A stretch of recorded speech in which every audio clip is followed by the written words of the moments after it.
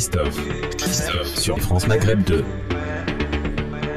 Bonjour à toutes, bonjour à tous, ravi de vous retrouver sur France Maghreb 2 pour votre émission quotidienne, le Grand Forum, votre espace de liberté. Vous pourrez évidemment nous appeler tout au long de ces 2 heures au 01 40 33 9000 en plateau. Aujourd'hui, Smaïn Tefour, journaliste, comment ça va mon Smaïn? Très bien, et toi Christophe? Bonjour à nos auditeurs, et puis voilà, donc il faut remercier tout le monde quoi. Eh ben oui, absolument. Voilà. Nasser Lajili, notre militant, comment ça va mon Nasser? Ça va très bien, je te remercie Christophe. Depuis hier, très très bien. C'est vrai, vous étiez là hier tous les deux. Hein. Ah bah oui, absolument. Et nous a tellement manqué qu'on est revenu vite, tu vois. C'est ça, on est fidèles. Bah oui, je vois ça. Notre Nabil Sama, il va bien Nabil, comment ça va? Bonjour la France, bonjour le Maghreb. Comment ça va Nabil? Super. Ouais, j'ai bu un verre de thé là, impeccable. Ah bah, on est bien hein, quand il y a Nasser. Grâce à Nasser, oui. Ouais. Théo Sahara, je sais pas si vous vous rappelez du film. Ah si, un film exceptionnel. C'est Claude Zidi, non? Absolument. Ouais. Absolument, très très beau film. Alors de quoi allons-nous parler évidemment tout à l'heure? Tiens, c'est le retour de la belle histoire des génériques consacrée à l'Eurovision. Tout à l'heure, l'histoire du générique de l'Eurovision, le quiz bien sûr, le zapping. Et puis bien entendu, on va parler de quoi? Bien de cette effervescence qui a eu lieu hier, place de la Concorde, où les Bleus sont revenus, ils ont atterri à Roissy-Charles de Gaulle. J'ai même pas pu rentrer chez moi, Christophe. Et bah, ils étaient place de la Concorde qui était totalement fermée. Alors, BFM annonce 50 000, ils ont un peu exagéré, je pense, qu'on était plus autour de 10 à 20 000 personnes. Cela dit, il y avait comme une ambiance d'une équipe qui avait remporté la Coupe du Monde. C'était assez remarquable. Est-ce que vous comprenez cette ferveur? On sent qu'il y a un bordel sans nom. On vous donnera des informations concernant l'équipe de France, mais c'est pas joli. Il y a une sale ambiance, apparemment, et un élément perturbateur qui serait Pavard, apparemment, hein, d'après ce qu'on a entendu, qui est un élément préféré de Didier Deschamps, mais il a foutu un peu le bazar dans les vestiaires. Pavard. En tout cas, voilà, on a aussi des informations plus concrètes concernant Benzema qui a annoncé, vous le savez, sa retraite hier internationale. Voilà. Et puis Kylian Mbappé, ça va pas. Il va pas bien là. Il a du mal à digérer la défaite et il n'ose pas regarder Deschamps. Enfin, il y a des choses qui se passent pas très très claires. On nous a vendu une superbe ambiance dans l'équipe. Apparemment, c'était pas aussi vrai que cela. On y reviendra. Le SNU, qu'est-ce que le service national universel? Eh bien, je vous expliquerai avec Smaïn, avec Nabil et Nasser. Est-ce une bonne idée que de généraliser ce service national universel qui deviendra obligatoire, Smaïn, d'ici 2026, hein, c'est ça? 2023 déjà, le président donc Macron. À Macron, le SNU. Tout à fait, absolument. Ouais. C'est un projet qui date depuis sa campagne électorale de 2017. Donc hier, à partir du Charles de Gaulle au large de l'Égypte, dans la mer Rouge, il avait fait donc la promesse de faire une déclaration allant peut-être vers l'obligation du service militaire universel. Voilà, le service national universel. Eh bien, on en parlera évidemment. Et nous sommes en France en 2022 et nous sommes en pleine pénurie de médicaments, messieurs. Est-ce que vous le savez? Il y a des problèmes de paracétamol, d'antibiotiques. Les pharmaciens qui poussent un cri d'alerte, évidemment. Que fait le ministre? Que fait le gouvernement? Alors le ministère se défend en nous expliquant qu'effectivement, en raison des différentes épidémies, on a dû consommer plus que d'habitude, sauf que dans les pharmacies, il y a notamment du paracétamol pédiatrique. Pour les enfants, en l'occurrence, il n'y en a plus dans beaucoup de pharmacies. On essaiera de comprendre un peu ce qui se passe. Encore une gestion à la française. Pourtant, ça fait un an qu'ils sont au courant. Ça fait un an. Bah oui, non mais voilà, c'est comme les hôpitaux, c'est comme les lits, c'est comme tout en fait. Hein. Voilà, on n'anticipe pas en fait. Voilà. Bienvenue à tous, c'est parti pour le LGF. Exprimez-vous librement dans l'émission quotidienne Le Grand Forum. Tous les jours, du lundi au vendredi, de 16h à 18h, Christophe Fro et ses chroniqueurs vous donnent la parole. France Maghreb 2, la radio du vivre ensemble. Et c'est là que ça se passe, évidemment, entre 16h et 18h. Ne cherchez pas ailleurs, de toute façon, il n'y a rien. Donc, c'est France Maghreb 2, évidemment. Alors, petit clin d'œil pour commencer. On parlait de notre Kylian Mbappé, notre national, qui fête aujourd'hui ses 24 ans. Kylian Mbappé, 24 ans aujourd'hui. Tiens, comme mon fils, Christophe, j'en profite d'ailleurs pour souhaiter un joyeux anniversaire donc à mon fils et à Mbappé par la même occasion. Le mien, c'était le 15. Je suis né aussi par un décembre. Et puis voilà, je souhaite un bon anniversaire à tous ceux qui sont nés donc le 20 décembre. Longue vie à lui. Merci, absolument. Merci. Ouais. Kylian Mbappé, Nabil, 3 buts en finale. Magnifique. C'est extraordinaire. Kylian, il représente vraiment tout ce qu'on aime. Ouais.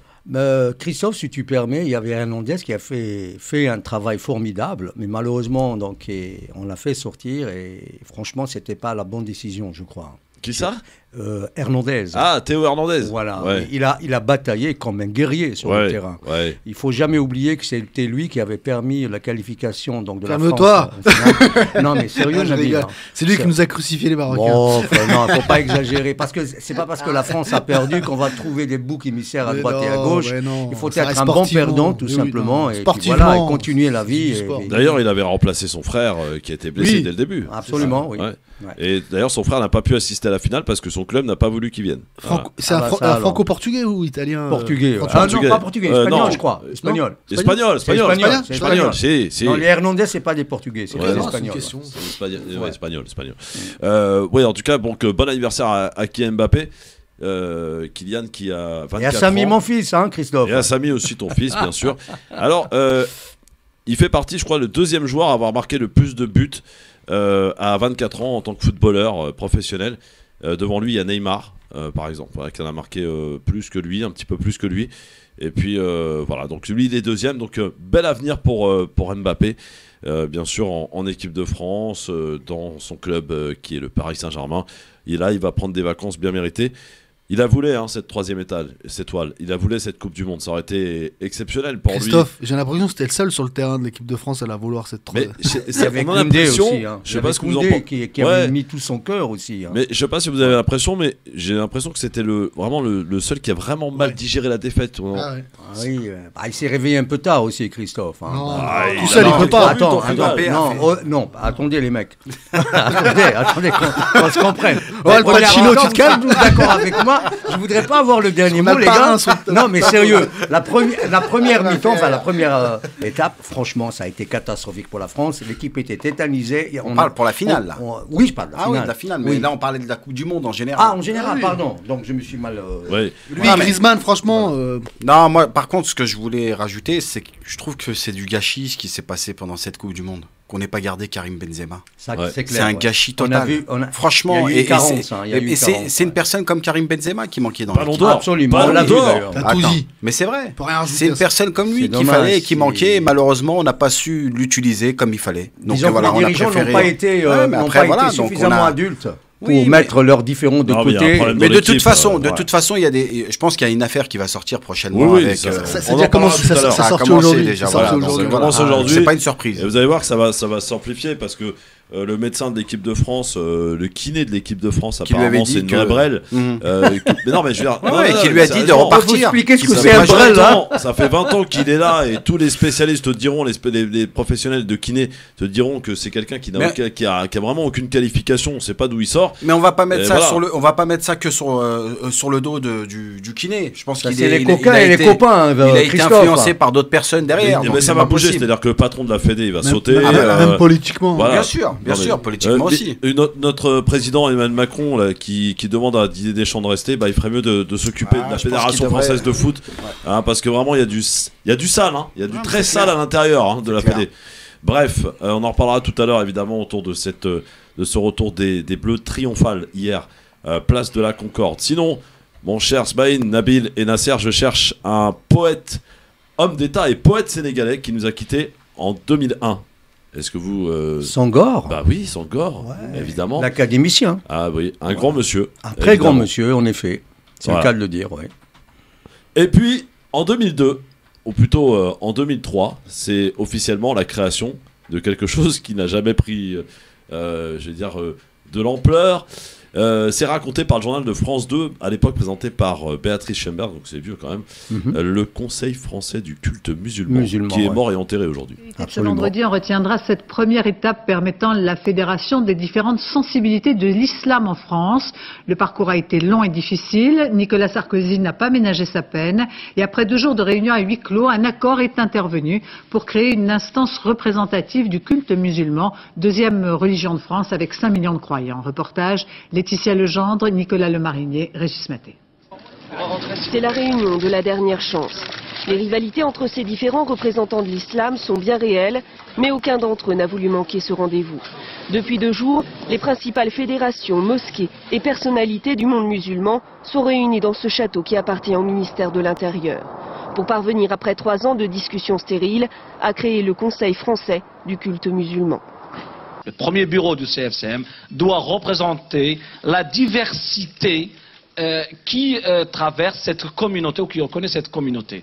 Pourtant, la représentativité et l'unité qu'ils veulent afficher devant les caméras demeurent encore bien fragiles. Nous savons qu'il y a beaucoup d'autres musulmans en France qui aujourd'hui ne sont pas dans la consultation. Pourquoi il dit ça? Alors Nicolas Sarkozy a dû payer de sa personne et passer plusieurs heures à parlementer pour faire taire les tensions au sein de la communauté.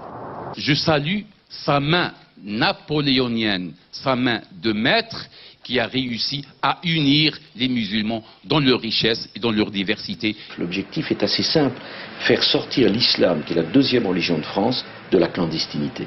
L'extrémisme se nourrit d'un islam des caves et des garages.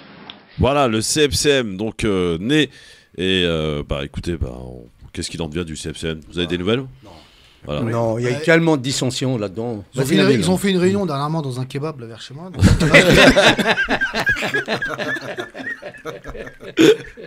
Merci Nabil, c'est sympa. Alors, sinon, beaucoup plus sérieusement, il y a incroyable, en 1998, je ne sais pas si vous vous rappelez de cette histoire, au Texas, une femme a donné naissance à 6 filles et 2 garçons. Qui ont tous survécu à la naissance. 6 filles et 2 garçons. Oui, 8 enfants. Dont 3 appartient à mon collègue qui est juste à ma droite. J'ai jamais été aux États. Incroyable. Voilà, incroyable. Jamais été aux States, jamais. Donc voilà, c'était les petits clins d'œil du jour, donc en ce 20 décembre. Bon, restez avec nous dans un instant, on va parler de la pénurie de médicaments. On est en France et on est en pleine pandémie en ce moment, du Covid, 9e vague, voilà, 9e vague du Covid. D'ailleurs, Madame Borne a demandé expressément à ce qu'on remette les masques dans les lieux publics parce que la tension est en train de monter. Alors elle explique, elle argumente en disant c'est pour prendre soin de nos soignants. Tiens, d'un seul coup, au gouvernement, on s'intéresse aux soignants. Non, on respecte les soignants. Après les avoir expulsés, exactement, parce que on les a pas respectés pendant des mois d'ailleurs. Ouais, absolument. Avoir supprimé tant de postes aussi. Mais même qui ont la fonction publique, en parlant des hôpitaux publics, c'est une Alors catastrophe. justement, est-ce que vous êtes prêts à remettre le masque pour dans les transports, dans les lieux publics, parce qu'en ce moment, c'est vrai qu'entre la grippe et le Covid, c'est vrai que c'est, je sais pas autour de vous, mais moi ça tombe comme des mouches là. Mais c'est un peu flippant. J'ai été voir Avatar il y a quoi, 2 jours. Il y a toute la salle toussée. Ouais, et c'est vrai qu'il y a quelqu'un qui tousse sur les métros de son regard. Mais c'est beaucoup plus la grippe qu'autre chose, hein. Oui, je sais. Il y a beaucoup de Covid aussi. Toute la salle était en train de tousser. On s'est tous regardés. T'as flippé, hein. Si c'est pour l'intérêt de tout le monde, il n'y a pas de souci pour mettre le masque. Je suis d'accord. Mais en même temps, j'espère qu'on va pas être en pénurie de masques. Parce qu'on l'a vécu quand même. Je vais m'en mettre à en fabriquer, les écouler, les masques. Voilà, faut peut-être les rappeler. Je pense qu'exactement. Je pense qu'il y a une date de péremption. Oui, c'est clair. Et donc c'est pour ça que aussi on veut nous obliger à prendre des masques. 01 40 33 9000. Est-ce que vous êtes prêts à remettre le masque vous, en cette période un peu compliquée, difficile? C'est les fêtes de fin d'année et le froid, la douceur. C'est vrai qu'on est passé. Je vous donne un exemple. -7 chez moi dimanche matin. Lundi matin, 10 degrés. C'est quand même un truc qui va pas, quoi. Il y a quand même un truc qui va pas. C'est impressionnant. Bon, restez avec nous, 01 40 33 9000, les amis. On est avec Nabil Sama, avec Smaïn Tefour et avec Nasser Laji sur France Maghreb 2. Restez avec nous, le Grand Forum revient dans un instant sur France Maghreb 2. Le Grand Forum. Le LGF avec une belle équipe aujourd'hui. Nasser Laji, notre militant, avec Nabil Sama, producteur audiovisuel et lauréat des talents des cités, avec Smaïn Tefour, notre journaliste, avec nous sur France Maghreb 2. Et la question qu'on se pose là avec Madame Borne qui réclame le retour du port du masque obligatoire dans les lieux publics en raison d'une situation un peu compliquée en ce moment avec la grippe, le Covid, les bronchiolites pour les petits, etc. Il y a des virus partout, en même temps c'est normal, hein, on découvre qu'en hiver il y a des virus. Tiens, il y a Soraya qui nous appelle depuis Marseille, qui a un avis à donner sur le masque. Est-ce que vous êtes prêts à remettre le masque? On demandera à nos débatteurs ici présents. Soraya, bonjour. Bonjour, c'était pas pour le masque que je voulais intervenir, mais je peux quand même vous donner un petit avis sur le masque. Allez, je vous en prie. Ça serait bien qu'on le remette, ça va nous protéger, ça va protéger les autres. Oui, alors vous voulez nous appeler pourquoi, ma chère Soraya? Moi je serais pour. Je vous appelle, c'est pour le foot. Je voulais vous dire, messieurs, vous êtes brillants. Vous ne pouvez pas redescendre sur terre. Vous, Christophe, vous avez parlé de ferveur. Enfin, qu'est-ce que c'est ces mots, ce vocabulaire pour des gamins capricieux, surpayés? Enfin, c'est pas possible. On ne peut pas redescendre sur Terre. Il y a d'autres problèmes dans la société que ces footballeurs, ces enfants gâtés. Non, mais là, on parlait des problèmes de l'équipe de France, madame. On parlait pas... Non, pas d'équipe de France, mais on ne fait parler de cela depuis plusieurs jours, pendant des heures et des heures. Quelles que soient les chaînes de radio, d'information que l'on met, on écoute parler de Mbappé, de ses caprices, de Deschamps, du racisme. Parce que je veux vous dire, ce qui a miné l'équipe de France, c'est le racisme. Voilà. Ouais, non, mais je veux bien, madame. C'est le racisme, c'est tout. Attendez, excusez-moi, Christophe. Je vous en prie, parlez de serveurs, 50 000 personnes. Je suis sûr qu'il n'y avait pas 50 000 personnes. Non, mais des gens qui se sont déplacés la nuit pour aller voir des enfants gâtés dans un hôtel de luxe, de regarder de haut, mais on marche sur la tête. Les gilets jaunes n'ont pas réussi à entraîner autant de monde le soir. Madame, c'est pas de ma faute. Le roi, il a mis un pull rouge pour aller partager sa joie avec le peuple. Mais Soraya... Il faut mettre un pull rouge pour aller dire au peuple, je partage mes repas avec vous, je partage mes richesses avec vous. Quelques jours avant, il y avait une manifestation à Rabat sur la Seine au Maroc. Soraya, c'est pas... Non mais je comprends et j'entends votre colère et je la comprends même. Mais non mais Soraya, moi c'est pas de ma faute si effectivement les syndicats ou les gens ne se lèvent pas, ne se mobilisent pas pour les problèmes que l'on a en France et vous avez raison. Je vous en rends pas responsable. Non mais ça me met hors de moi. Alors qu'aujourd'hui on arrive à faire venir 20 000 personnes pour effectivement. Alors c'est vrai que vu l'angle de Soraya, ça, je l'entends. Hein. On se déplace pour aller voir des gens qui sont sur un balcon d'un hôtel de luxe. Voilà. Écoutez, qui appartient au roi du Maroc. Qui appartient à qui? Au roi du Maroc. Ah bon? J'habite à côté, l'hôtel Crillon. Il appartient au roi du Maroc. Oui, oui. Je sais pas. Ah mais non, quelle symbolique.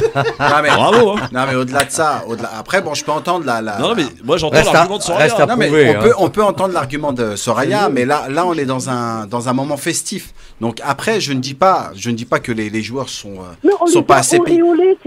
Non mais on est d'accord, mais ils arrivent. Alors madame, t'auras pas raison là, Serge. Madame.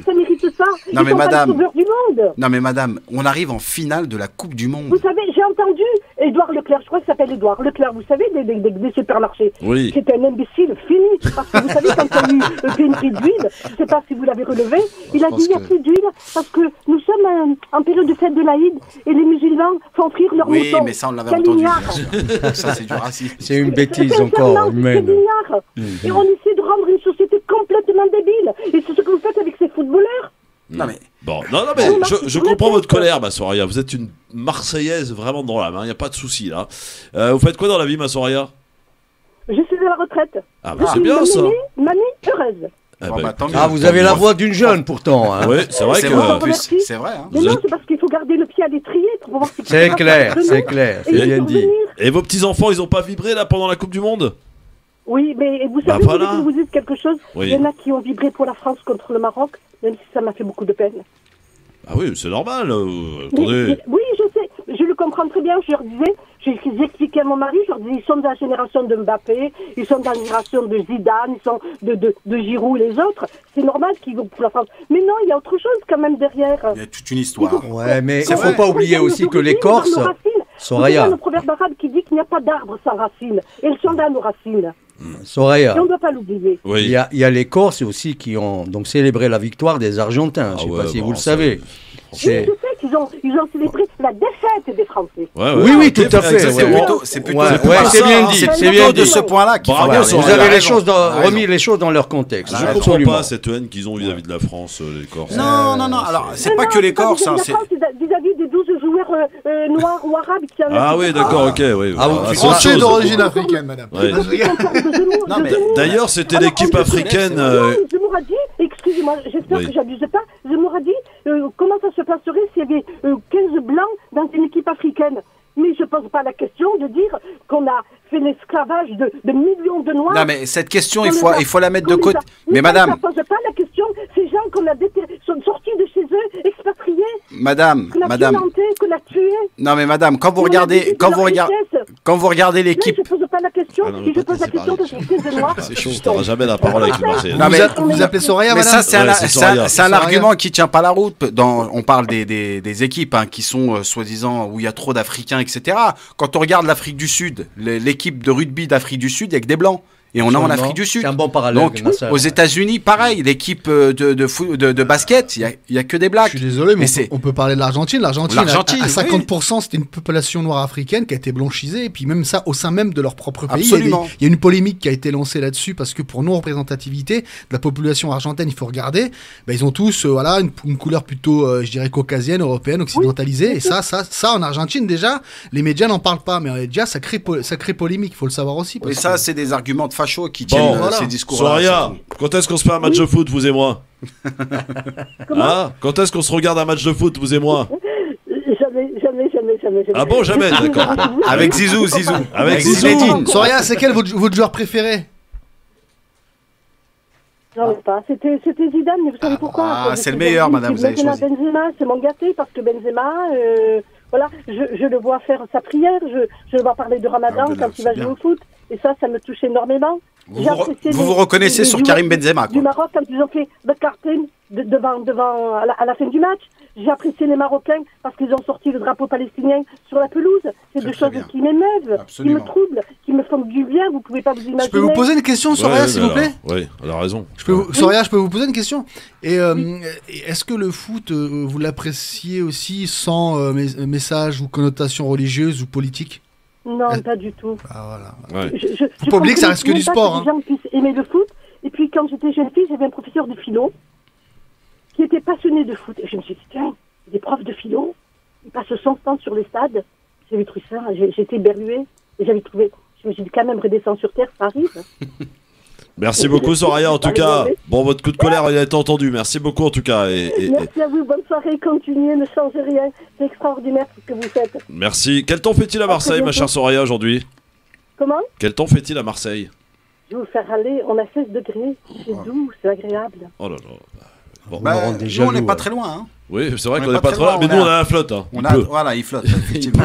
Voilà. On n'a pas la mer. Il n'y a pas de pluie, il fait très beau. Je vous souhaite une très bonne fin de journée. Merci beaucoup, Soraya. Je vous embrasse. À bientôt. Merci à vous, au revoir. Une jeune retraitée avec nous, donc qui a poussé son coup de colère. Et on peut le comprendre. Moi, je l'entends. Je veux dire, les arguments de Soraya, ils sont entendables.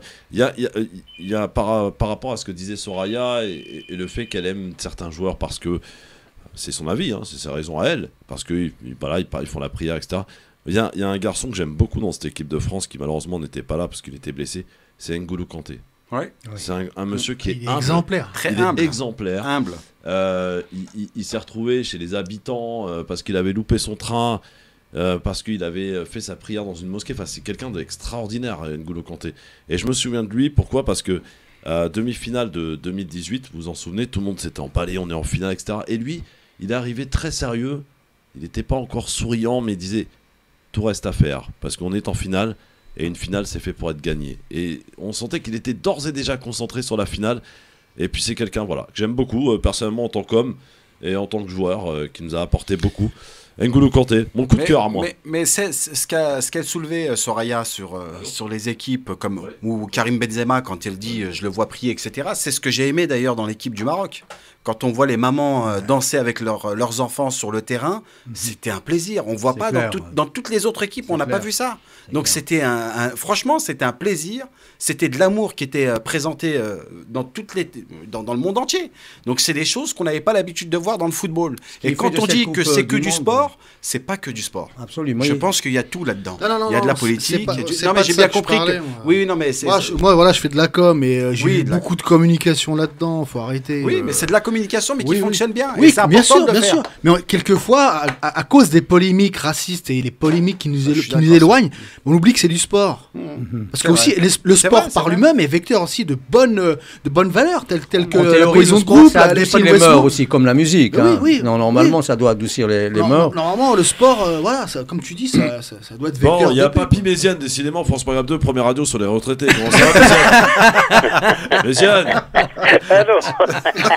Salut les gars. Je t'en prie quand même. T'as pris ta camomille ou pas, Méziane, aujourd'hui? J'ai vu. Vous faites partie de l'équipe, Méziane, maintenant. J'ai vu mon Viandox. Qu'est-ce qui se passe, mon vieux? Non, j'appelais pour vous dire bonjour d'abord. Merci. J'espère que la prochaine fois, la prochaine équipe qui va jouer la Coupe du Monde, ce sera l'Algérie. Il faut l'espérer, oui. Il y aura Et 10 si équipes. l'Algérie, elle gagne la Coupe du Monde.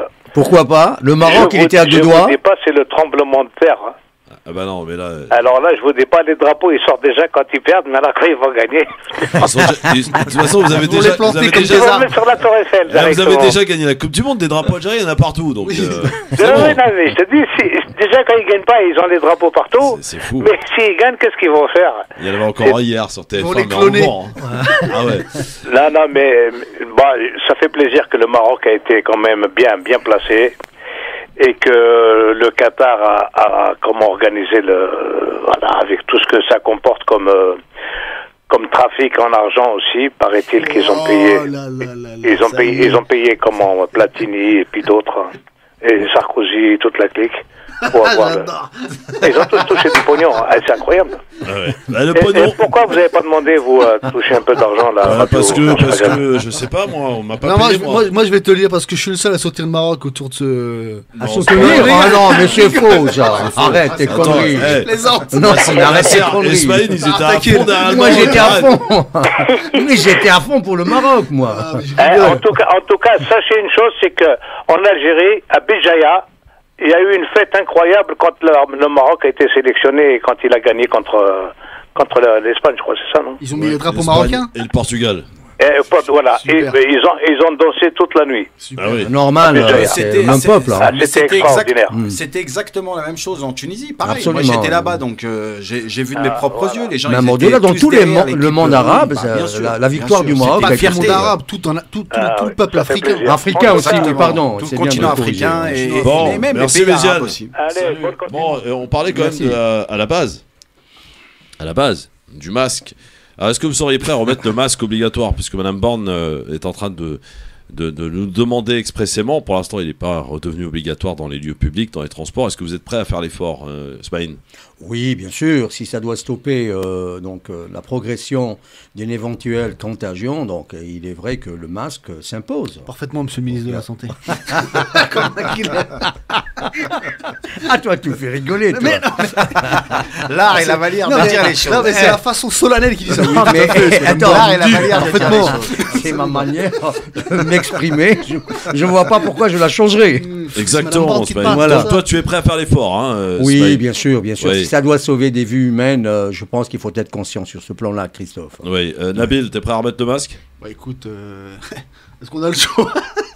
Pour l'instant, oui, on a le choix pour l'instant. Mais non, mais pour l'instant, non. Mais si je vois que ça devient compliqué, effectivement, autant moi pour les autres ou que les autres pour moi, je le. D'ailleurs, on met le masque pourquoi? Pour se protéger soi-même ou protéger les autres? Ah bah vice-versa. Mais est-ce qu'il protège vraiment pour l'un et l'autre? Voilà. Mais est-ce que vraiment ça protège? Ça réduit. Ça réduit. Non, tout dépend de la qualité des masques. Oui, exactement. Alors, il a raison, Smaïn, parce que FFP2. Au début, vous vous rappelez que quand on était en pénurie de masques, on demandait une limite de fabriquer nos masques nous-mêmes, etc. Absolument. Il n'y a rien de mieux que le FFP2, même s'il est dur à porter. Ça fait un peu canard. Ouais, c'est ça fait canard. Mais des masques qu'on utilise depuis des années à l'hôpital, dans les salles d'opération. Absolument, les chirurgiens. Vous avez remarqué, ça prouve que ça marche. Vous avez remarqué un truc? Ça prouve que ça marche. Une fois qu'on avait les premières semaines, les premiers jours, on avait commencé à enlever les masques, on a commencé à redécouvrir la laine des autres. Ouais, c'est vrai. T'as raison, dans les métros, c'était chaud. Hein. Toi, t'as raté ta vocation de comique, toi. On était plus habitués. Non, mais il a raison. Surtout quand tu prends le métro à 18h et que le mec il a bu un peu de vin à midi, ça se sent. Ou le matin tôt. Ouais, ou le matin tôt, effectivement.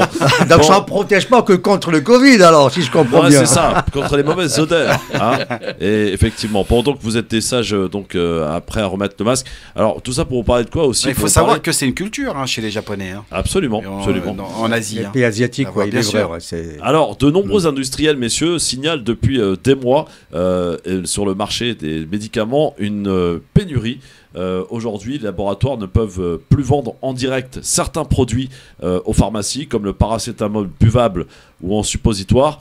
De même, les patients rencontreraient des difficultés à se procurer des antibiotiques également, véritable enjeu de santé publique aujourd'hui, notamment avec ce Covid, les épidémies de grippe, de bronchiolite. Eh bien, pour le paracétamol, la situation est toujours complexe. Il va prendre, nous dit-on, au ministère de la Santé, un peu de temps pour se normaliser sur les formes pédiatriques. C'est ce qu'a indiqué donc le ministère de la Santé d'un point presse, pardon. La situation est devenue plus confortable pour les paracétamol pour les adultes, donc il en manque moins. Concernant l'amoxicilline, la situation normale se régularise selon le ministère de la Santé. Alors ça, c'est ce que dit le ministère, sauf qu'il y a des pharmaciens qui poussent un cri d'alerte en disant attention, on est en pénurie dans certaines pharmacies. Par exemple, vous ne trouvez plus de paracétamol, vous avez des problèmes aussi pour avoir des antibiotiques. Comment est-ce possible qu'en France, en 2022, on en soit arrivé là, Nasser, sincèrement? Ah, mais c'est grave, c'est inquiétant. Effectivement, moi, quand je vois mes enfants, quand ils vont consulter le pédiatre, aujourd'hui, on ne donne plus, même de médicaments. Même les pédiatres, ils savent très bien que de l'autre côté, voilà, il y a une pénurie derrière, ça ne suit plus. Ouais. Donc, quand on va devant les pharmacies, qu'on voit que les pharmacies sont pleines, j'ai jamais vu autant de pharmacies pleines depuis le Covid. Depuis le Covid. Et ça, c'est une réalité. Regardez bien, vous allez voir. C'est énorme. Et effectivement, la pénurie des médicaments, franchement, je trouve ça triste de voir que la France est chutée dans le cadre médical en France, que ça soit en pharmacie ou dans le cadre médical dans les hôpitaux. J'ai l'impression qu'on est en train de se dégrader, quoi. Le système de santé français, en fait, on a pris un coup et on l'a vu. Parce qu'on en a eu vraiment besoin durant cette période du Covid. Smaïn, aujourd'hui, c'est pas rassurant, la situation de la santé en France aujourd'hui. C'est clair, parce que là, il est question donc, de santé publique. Si on devait manquer donc, de médicaments, franchement, il faut s'attendre à tout.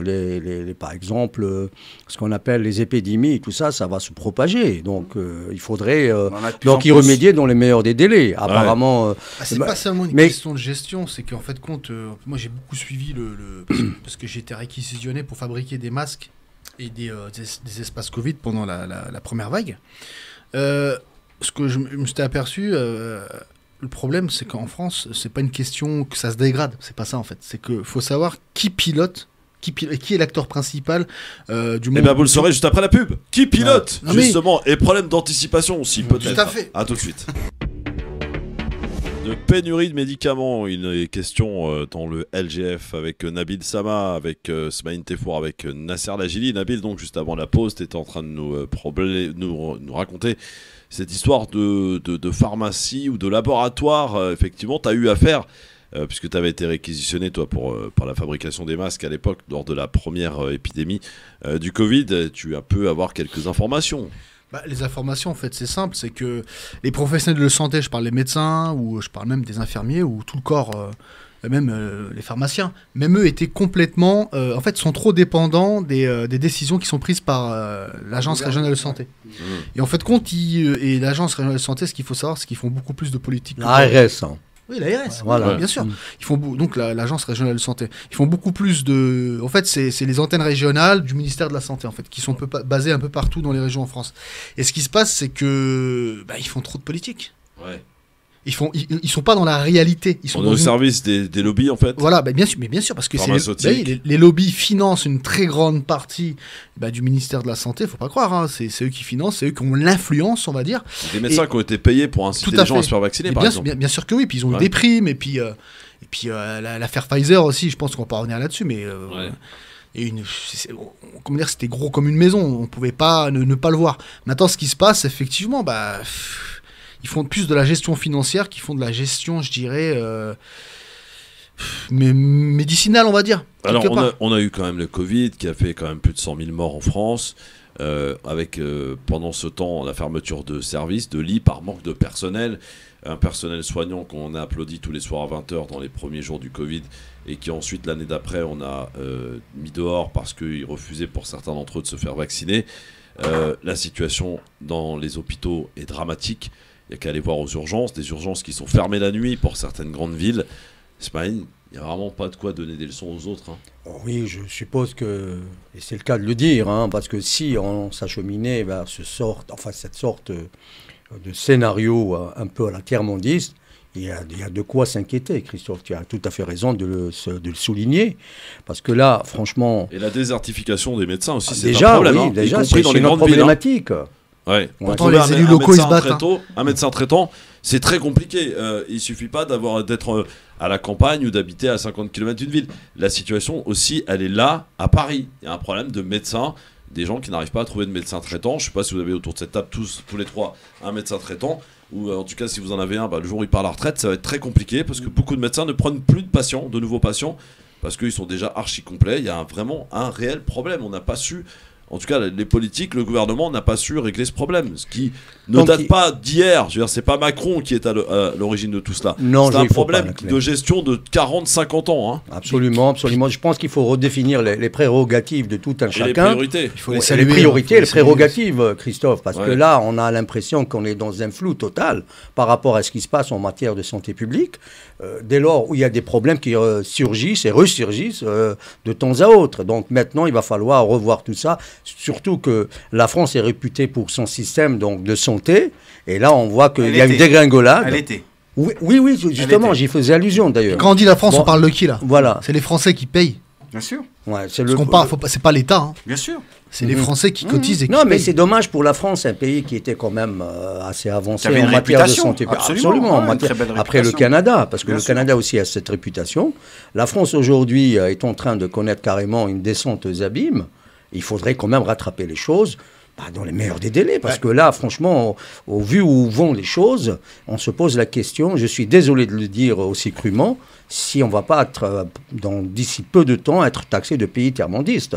Ah, pas vraiment, mais en fait, ce qui soulève tout ça, Christophe, je voudrais rebondir. Puis tout d'abord, je voudrais vraiment remercier tous ces médecins généralistes sur toute campagne, parce que les pauvres, ils n'ont pas de retraite. Hein. Moi, je vois, j'en connais. Une maigre retraite, surtout. Non, mais c'est pas la question, c'est qu'ils travaillent jusqu'à 70 ans maintenant. Oui, tout à fait, c'est le cas de le dire. Et en plus de ça, faut pas croire, médecin généraliste à la campagne, c'est 5-6 000 euros, pas plus. Et aujourd'hui, il y a une réalité, c'est que les jeunes médecins ne veulent plus aller dans les campagnes. Il y a ça aussi. Oui, il y a pénurie de médecins. C'est pour ça qu'on fait appel à des étrangers pour combler cette pénurie. Il y en a beaucoup qui sont âgés, qui vont partir à la retraite, qui ne vont pas pouvoir être remplacés. C'est ça aussi la réalité. C'est la réalité. Nasser. Non, mais c'est clair, c'est une réalité. Non, mais là, j'écoutais attentivement ce qui était dit. Non, il faut redéfinir une autre politique en matière de santé publique. Qu'est-ce qu'on va retenir de tout ça? Donc, c'est la difficulté qu'on vit quotidiennement. Donc, là, ce qu'on est en train de subir, c'est l'ensemble des Français qui le subit. C'est pas que une partie, c'est l'ensemble des Français, que ça soit dans le monde rural. Soit riche ou pauvre, t'as besoin d'un médecin. Absolument, donc on est là-dessus. Et effectivement, t'as bien fait de le soulever, Christophe, tout à l'heure. On n'arrive plus à trouver de médecins traitants. J'ai un ami, il n'y a pas très longtemps, qui était en galère de médecin. Il me dit, voilà, est-ce que tu connais un médecin? Je lui dis, va voir mon médecin traitant et essaye de voir avec lui. Il me dit, je peux pas te prendre. J'ai trop de monde. J'ai trop de monde, c'est impossible. Mon médecin qui me reçoit le dimanche parfois. T'as de la chance. Ah ouais, non, mais je te jure. Non, mais c'est fou. Et je peux dire, j'ai galéré à la trouver. Mais Christophe, pour te donner un exemple. Docteur Manala, qui est vraiment un très bon médecin. Christophe, pour donner un exemple. Comme toi, Christophe, j'ai ma soeur qui est médecin, donc c'est mon médecin traitant. Ça aide beaucoup. Tiens, Christophe, pour te donner un exemple pour dire. Tellement que l'ARS est complètement déconnectée, elle a influencé politiquement les communautés de communes à créer des maisons de santé. Et en fait, oui, tout à fait. Mais écoutez, ils se sont tous mis en concurrence. Parce qu'ils sont même pas concertants entre eux, les maires. C'était à la commune la plus riche de vouloir briller le plus, de gérer. Et écoutez, ce qui s'est passé, c'est qu'ils ont dépensé des millions d'euros. Ça, c'est un scandale d'État. Ils ont dépensé des millions d'euros. Et alors qu'en fait, aujourd'hui, c'est devenu des coquilles vides parce qu'il n'y a pas de médecin. Bah oui. Et c'est le contribuable qui a payé. Ouais, c'est ça, le contribuable, voilà, effectivement. Donc le système de santé, est-ce qu'il y a de quoi être inquiet par rapport à la pénurie de médicaments, là, paracétamol? Il y a des consommateurs autour de cette table? Moi, j'aime pas. Non, moi, je suis pas trop médicaments. Alors moi, tout à l'heure, je voulais te répondre à ça, mais je pense que... je pensais que tout à l'heure qu'il y avait une crise de pénurie d'antidépresseurs suite à la victoire du Maroc. Non. Ça peut arriver par contre par rapport à la défaite de l'équipe de France.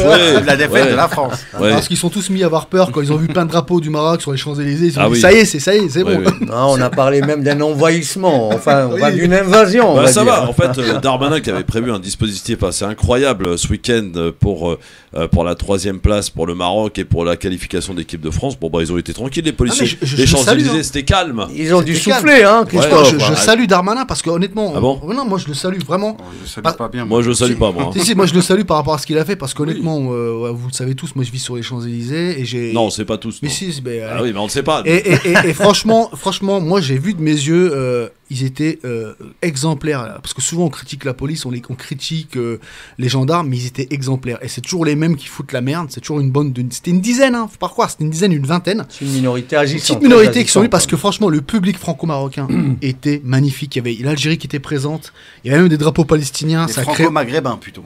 Parce que non, moi je parle France-Maroc. Oui, mais même franco-maghrébins, oui, d'accord. Le trois quarts, c'était des gens qui venaient du Maghreb, bien sûr. Mais en grande majorité, c'était des Marocains et des Français, et ça s'est bien passé. Et franchement, quand je te parle de Marocains, moi j'ai vu des familles marocaines, tu vois, qui étaient présentes, qui étaient là. J'ai vu aussi des drapeaux tunisiens, j'ai vu des drapeaux algériens, palestiniens, et il n'y a pas eu aucun souci. Il y a eu un vivre ensemble, on serait cru en 98.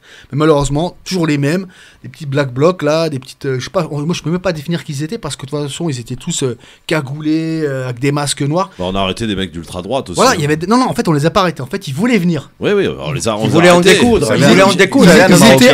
Ils étaient à Rivoli, ils voulaient en découdre. C'est ça. Voilà. C'était dans le 12e arrondissement. Et on a arrêté le chef des zouaves Paris sur les Champs-Élysées. C'est ça. Quel zouave.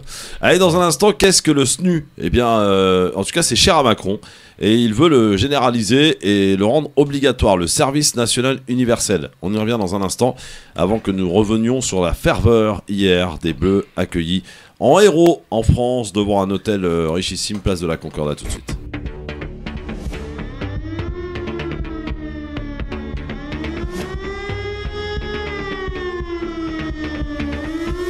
Merci d'être avec nous en direct sur votre radio France Maghreb 2 dans le LGF avec Nabil Sama, producteur audiovisuel, avec Smaïn Tefour, journaliste, notre Nasser Lachili, militant avec vous au 01 40 33 9000. Alors on va parler du SNU, le service national universel. Qu'est-ce que c'est quoi ? Eh bien le service national universel, eh bien c'est tout simplement le service national universel est service militaire. Voilà, service militaire. Ça s'adresse aux jeunes.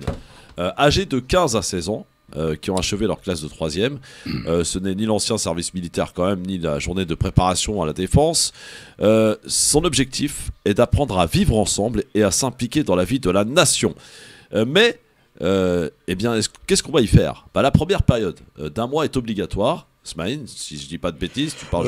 Oui, on va vers cette obligation. Ce n'est pas encore là, c'est sur la base du volontariat. Avant les 18 ans, le mois.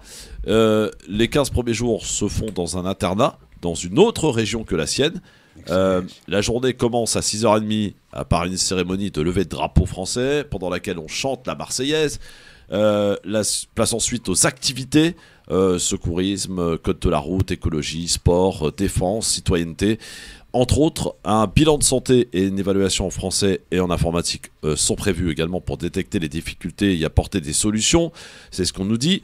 Les 15 jours suivants, les jeunes appelés doivent s'engager près de chez eux, dans une association, une mairie, une caserne. Et cet engagement s'achève par la remise d'un certificat et une inscription offerte à l'examen du code de la conduite. Les jeunes qui le souhaitent donc, pourront, entre 18 et 25 ans, s'engager plusieurs mois dans une mission d'intérêt général. En 2019, sachez qu'il y avait 4000 jeunes volontaires qui ont testé ce SNU avant son déploiement obligatoire. On nous annonce en 2026, mais ça pourrait arriver bien plus tôt parce que c'est très cher à Macron. Il y tient en tout cas à son service national universel. Tout à fait, universel. Absolument. C'est le cas de le dire, Christophe, mais sauf que ce projet risque de connaître des écueils constitutionnels, à savoir que la Constitution actuelle ne prévoit pas, si tu veux, la suggestion, c'est-à-dire d'obliger les gens à faire le service militaire, à moins que ça soit dans le cadre du service militaire en lui-même, c'est-à-dire pour des questions de défense, ce qui n'est pas le cas pour le moment. Donc il va falloir donc peut-être aller vers une réforme de la Constitution pour pouvoir obliger ce type, si tu veux, de conscription, parce que là on va vers une conscription, c'est le premier. Mais en soi c'est une bonne idée ou pas? Alors ça s'adresse évidemment à ceux qui, c'est magnifique, en fin de troisième, n'ont pas forcément de projet professionnel ou de cursus scolaire. Effectivement, ça s'adresse à ces jeunes-là, on est d'accord, hein, Smaïn? Oui et non, Christophe. Ça ne s'adresse pas à des gens qui vont continuer leur parcours au lycée, en seconde, première, en terminale. Non, Christophe, ça peut être l'un comme ça peut être l'autre aussi, parce qu'il faut savoir que ce projet, ou plutôt ce service national universel, s'adresse à une tranche d'âge allant de 15 à 17 ans. Ouais. Et donc, c'est dans le cadre, on va dire, de la scolarité, parce que c'est un dispositif. Ah, d'accord, ok. Ah, ok, d'accord. Oui, ça rentre dans le cadre de la scolarité. De la scolarité, absolument, parce que c'est un dispositif. Mais en mixte. quoi c'est gênant? Parce que moi, je trouve ça intéressant. Je veux dire, C'est le vivre intéressant, ensemble. c'est intéressant dans la mesure où ça peut C'est pas le service sensibiliser. militaire qui était à l'époque très bien. Tu sais qu'il y en a plein qui sont favorables au retour du service militaire. Hein, Oui, absolument. Oui, tout à fait. Maintenant, par exemple, la journée, ce qu'on appelle la JDC, la journée de défense et de citoyenneté. Qui sert à rien, je vous le dis honnêtement. Ouais, qui sert à rien depuis journée. Vraiment. Depuis C'est n'importe 97. Quoi, on fait n'importe quoi dans cette journée, c'est n'importe quoi. Oui, mais maintenant, il faut aussi élargir un peu les horizons, Christophe. Il faut dire que ce projet intervient dans un contexte de tension internationale aussi, parce qu'il faut préparer les jeunes donc, à aimer l'esprit d'engagement. Donc à terme, on voudrait faire de ces jeunes, plus tard, s'ils le veulent, bien sûr, parce que là, après, si ça devient obligatoire, ça, c'est autre chose. On se dirige vers une obligation. Hein. Oui, on se dirige vers une obligation, mais encore une fois, comme je te l'avais dit, donc il y a des écueils constitutionnels. La Constitution actuelle ne le permet pas, sachant que l'article 34 de la Constitution française interdit justement la sujétion qui est sous forme quelque part d'esclavage. Il ne faut pas oublier qu'on parle ici de mineurs qui sont censés être sous l'autorité parentale. Bah, c'est pas de l'esclavage que d'apprendre à quelqu'un. Non, mais moi, c'est au terme de la Constitution que je parle, Christophe. Ouais. Mais toi, maintenant, s'il va falloir faire une autre interprétation. Mais de toi à moi, Smaïn, franchement, c'est pas inintéressant quand même que de, tout à fait, que de confronter nos gamins au vivre ensemble, super. de les faire sortir de leur quartier, clair. de leur faire découvrir autre chose. Non, je suis pour, comme encore une fois, Christophe, je suis pour dans la mesure où ça va être donc une valeur ajoutée pour la société. Il est vrai que les jeunes aujourd'hui qui sont dans l'oisiveté totale, notamment en parlant des jeunes des cités, il va falloir aussi qu'ils s'intègrent et s'impliquent dans ce genre de processus qui, à terme, ma foi, pourrait manifester, on va dire, des résultats positifs. Oui, alors Nasser, est-ce une bonne idée en soi?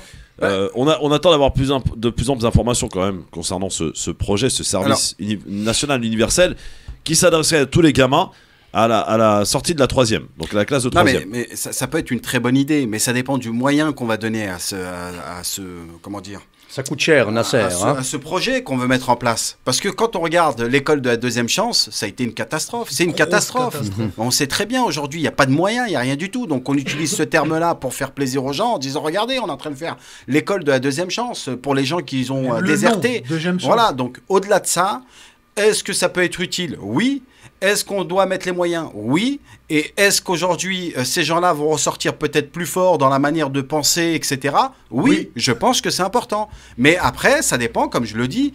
Est-ce qu'on peut mettre les moyens sur ce genre de projet? Faisons-le. Ouais. Et pourquoi pas? Tu dis chiche. Voilà. Chiche, pourquoi pas? Mais on verra le résultat. Moi, l'objectif, c'est surtout de donner, on va dire, un premier élan pour voir ce que ça va donner. Et si on constate qu'il y a beaucoup plus de réussite que d'échecs, on continue et on essaye d'améliorer les échecs. Il faut souligner, Christophe, que justement, parlons de coups. Nasser vient de le souligner ou soulever. Je ne sais pas. Bon, Nasser... on soulève la coupe. C'est pas grave. On l'a pas cette pour fois. l'instant, malheureusement, c'est compliqué. C'est loupé. Nasser évoquait justement le coût de cette opération. Donc, celle de 2019 a coûté quand même, pour 800 000 jeunes, ça a coûté quand même 5 milliards d'euros. Mais il n'y a pas de prix pour notre jeunesse. Mais non, oui, Christophe. C'est comme en amour. Hein, on ne compte pas. Quand on aime, on investit dans l'avenir, qu'on investit dans la jeunesse. Je regardais en détail un peu ce qui se dit concernant la SNU, c'est ça ce qu'on appelle? Oui, c'est ça, oui. Service national. Il y a des activités. Il y a des activités physiques. Laisse-le finir. Les activités physiques, sportives et de cohésion. Il y a la culture et le patrimoine. Il y a la découverte de l'engagement, défense et sécurité et des résiliences nationales. Donc il y a des choses qui sont intéressantes. Aujourd'hui, quand on regarde, et c'est pas discriminatoire, je veux pas qu'on regarde ça comme si c'était des gens qui étaient complètement déconnectés, mais quand on parle avec des jeunes et qu'on leur explique quelle est la citoyenneté dans notre pays et qu'ils sont incapables de vous expliquer comment ça fonctionne des élections, comment ça fonctionne l'Assemblée nationale, comment ça fonctionne le système français, comment il fonctionne. Il y en a beaucoup qui vont être complètement déconnectés, qui seront incapables de répondre à ces questions-là. Ouais. Et si ça peut leur apporter aussi des moments, je veux dire, des moyens de répondre à cette attente, bah pourquoi pas? Ouais, Nabil, toi, t'es favorable? Alors, je suis plus que favorable. Je le vois bouillonner depuis tout à l'heure. Non, parce que pour moi, en fait, c'est une victoire d'un constat qui est là depuis... En plus, j'en ai été victime, moi, parce que voilà... Le problème, c'est qu'en France, ça peut les engager. Non, c'est pas ça, c'est pas les engager, c'est ceux qui font un peu de la branlette intellectuelle, vous voyez ce que je veux dire? Les intellos, les bobos qui ont intellectualisé l'école. Et je vous donne un exemple, les voies de garage telles que l'apprentissage, l'insertion par le travail, par une activité professionnelle ou pré-professionnelle, c'était montré du doigt, c'était stigmatisé. Et là, pendant une vingtaine d'années, on s'est foutu de la gueule un peu de la valeur travail, parce qu'aujourd'hui, c'est plus que la valeur de l'argent et la valeur de l'intellect, vous voyez ce que je veux dire? Et aujourd'hui, ça a créé une filiale où on appelle ça la fuite des cerveaux. C'est ce qui s'est passé. C'est qu'aujourd'hui, sur le territoire national, on n'a plus de cerveau. On n'a même plus des gens qui savent relever les manches et travailler. Et donc, effectivement, là, on revient à la case départ. Et ça, c'est intéressant. Le SNU, est-ce que vous y êtes favorable? Tiens, on va poser la question à Walid, 01 40 33 9000. Ça s'adresse, je vous rappelle, aux gamins qui au sortir de la 3e, donc qui, en rentrant en fait au lycée, partiraient pendant un mois. Ça deviendrait obligatoire avec 15 jours dans un autre endroit que sa région, en fait, pour aller faire plusieurs exercices, s'engager en fait. Et puis les 15 autres jours, c'est s'engager auprès d'une mairie, auprès d'une caserne, d'une association, de son quartier ou de sa ville. Ça peut être intéressant aussi que de sensibiliser un petit peu cette jeunesse qui parfois a beaucoup de mal à choisir son avenir, ne sachant pas trop quoi faire, et peut-être que ça peut l'aider. Alors en soi, sur le papier, ça donne envie. Maintenant, faut voir vraiment si on va effectivement y mettre les moyens et si on va faire en sorte que ça marche. C'est ça le plus important. Et c'est ça le plus important. Walid, salut Walid. Salut. Alors Walid, le SNU là, ça te parle ou pas, le service national universel? Moi franchement, je suis à 100% j'ai un avis défavorable. Et pourquoi alors? Vas-y. Je vais m'expliquer. C'est qu'en fait, pendant 15 ans, on va nous laisser galérer dans nos quartiers. Et il faut savoir qu'à 15 ans, on peut déjà être en échec scolaire. Et ensuite, pendant 15 jours, on va nous envoyer dans l'Ardèche ou dans les Vosges en vacances. Et donc, il sera trop tard. Moi, je pense qu'il faudrait mettre ça en place dès la maternelle. Non, mais tu peux pas envoyer. Ah oui, d'accord. Oui. Oui, non, pas les activités sportives et les trucs à l'Amérique, ça, non, pas du tout. Ouais. Par rapport au civisme, à apprendre les gens à aimer la France, la Marseillaise, tout ça. Et moi, je pense qu'à 15 ans, c'est trop tard. Moi, j'en vois à 15 ans, ça, ils ont plus d'avenir. Il n'est jamais trop tard. Changer leur vie. Non, mais c'est vrai qu'à 15 ans, c'est vrai que... on va nous mettre 15 ans, on nous laisse galérer 15 ans dans des écoles éclatées, avec des profs absents, il n'y a pas d'électricité, il n'y a pas de chauffage, et après, pendant 15 ans, on nous emmène en vacances. Enfin, 15 ans, on nous emmène en vacances, ensuite, on nous renvoie... ça sert à rien. Donc toi, t'es pas très favorable. Ok. Merci Walid, en tout cas, pour ton avis. Je pense qu'il ne faut pas généraliser. Plus de 98% des personnes qui ont 15 ans aujourd'hui sont en réussite scolaire. Faut arrêter. Donc, dans les quartiers, voilà, dans les quartiers populaires, allez voir dans les quartiers. Il y en a toujours une trentaine qui vont vous faire chier, qui vont être en échec scolaire, et le 3/4 ils sont tous à l'école. Donc, faut pas. Je pense qu'il faut arrêter de généraliser les choses. Faut arrêter de voir les quartiers populaires comme si c'était, on va dire, l'échec total, etc. Faut arrêter de jouer la victimisation à un moment donné. Il faut qu'on soit à la hauteur et dire voilà, est-ce qu'on est capable? Bien sûr, il y a une opportunité. Faisons en sorte de la mettre en place et faisons en sorte que qu'on arrive à trouver des moyens pour que ces 3% ou les 4% qui sont en difficulté aujourd'hui reprennent le monde du travail. Et puis ça t'apprend aussi le respect, le vivre ensemble. Absolument, absolument. Il faut s'en servir. Nabil, je me souviens, moi, avec mon père, je suppose que vos pères à l'époque, je sais pas, en tout cas le mien, il a fait le service militaire en Allemagne. Je veux dire, ça l'a gonflé de partir 1 an à l'époque, c'était. 1 an et demi. 1 an. 12 mois par la période de mon père. Partir en Allemagne, et je peux te dire, il me racontait, dès lors que tu t'essayais de faire un peu le rebelle, on te calmait rapide. Tu faisais du trou, t'avais vraiment... La corvée. Ah ouais, non, les patates. Et tout ça aujourd'hui, ces gens, comme mon père, de leur âge en tout cas, comprennent mal en fait aujourd'hui qu'il n'y a plus ce genre de choses. Qui est fait à notre jeunesse, elle est en manque de repères, et voilà. Et c'est vrai que peut-être que ce système-là permettrait aussi de pouvoir, à nos jeunes, de pouvoir leur faire découvrir un petit peu la tolérance, leur faire découvrir aussi autre chose. Les pieds sur terre, Christophe, les responsabiliser, Christophe. Voilà. Christophe, on a détruit pendant une trentaine d'années cette valeur qui était de citoyenneté, cette valeur travail. Aujourd'hui, les jeunes, ils sont complètement paumés. C'est même pas de leur faute. C'est même pas de leur faute, les jeunes de 20 ans aujourd'hui, ou même de 15 ans. C'est la génération TikTok, quoi. Voilà, c'est pas de leur, mais c'est pas de leur faute, c'est une génération qu'on leur a donnée, qu'on leur a mis sur un plateau. Oui, c'est cette société voilà, c'est pas de leur faute, les jeunes. Absolument, non, tout à fait. Ils sont nés avec des téléphones dans les mains, ils savent aller à 5 ans sur Facebook, sur TikTok, Instagram. Mohamed est avec nous, salut Mohamed. Ouais, salut à tes invités. Salut Mohamed, tu nous appelles. Salut Mohamed. Ouais, en fait, moi c'est mitigé, c'est mi-figue, mi-raisin, on va dire.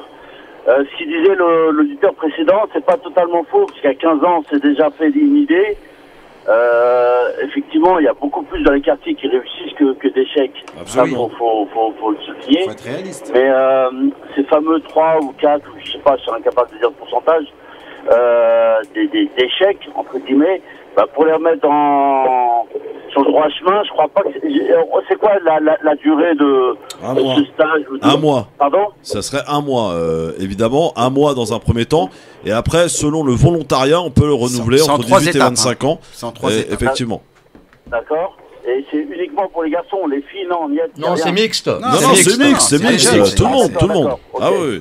Pour les binaires aussi. Ouais. Voilà. Et pour revenir à ce que tu disais, c'est très intéressant, Christophe, c'est qu'il n'y a plus d'autorité maintenant. C'est ça. On a bien vu, les parents, tu donnes une gifle, c'est tout juste si tu vas pas aller au tribunal. Donc c'est tout ça. Et avant, après, bon, réprimander en bon dosage, bon, c'est toujours... c'est pas évident à dire et à faire, mais ce que je veux dire par là, c'est qu'il n'y a plus d'autorité. Je me suis pris des gifles par mon père, je suis pas mort. Hein. Moi aussi. Christophe, je pourrais lui poser une Qui question. s'est pas pris des claques contre la table par son père? Franchement, des droits, j'en ai pris. Un peu plus cette autorité parentale qui était... qu'on pouvait, je sais pas si on peut mettre ça dans les lois ou je sais pas comment on peut le formuler, mais déjà ce serait une bonne chose. Non mais de toute façon, trop de lois, tu les lois. Christophe, je pourrais lui poser une question, s'il te plaît. Bah, bien sûr, pose une question. Je voudrais vraiment... Est-ce que salut, c'est Mohamed, c'est ça? Ouais, Mohamed, ouais. Oui, Bonjour Mohamed, je voudrais juste poser une question parce que je suis un peu offusqué, parce que depuis tout à l'heure j'entends ce genre de... ça veut dire quoi à 15 ans, t'es foutu en fait? Non, pas moi. Pas à 15 ans. À 15 ans, t'as pris si t'es parti dans le mauvais chemin, t'as pris de mauvaises habitudes. Et comment qu'on peut se permettre de faire généralité sur les millions de jeunes? Comment qu'on peut venir et dire, voilà, à ce point de vue là. Non mais c'est son ressenti, oui, c'est sa vie. 15 voilà. ans, c'est voilà, il a ses fréquentations, il a ses habitudes, voilà. Donc faut l'éloigner effectivement de ses habitudes. Bah voilà, l'objectif c'est d'éloigner pendant 15 jours. C'est vrai que c'est pas grand chose 15 jours, mais c'est déjà ça. C'est suffisant. Moi, il m'a fallu une journée, moi. Ouais. Une journée sur un chantier. À 15 ans, je savais pas plus quoi faire de ma vie. J'ai passé une journée sur un chantier. Écoute bien, j'ai vu que je pouvais travailler et gagner de l'argent honnête. À 16 ans, l'année qui a suivi, je suis rentré en apprentissage. Et ça a été une voie d'insertion magnifique pour moi. Oui. Donc, tu vois, ça veut rien dire. Mais ce qu'il disait, c'est pas totalement faux. La prévention, c'est très important.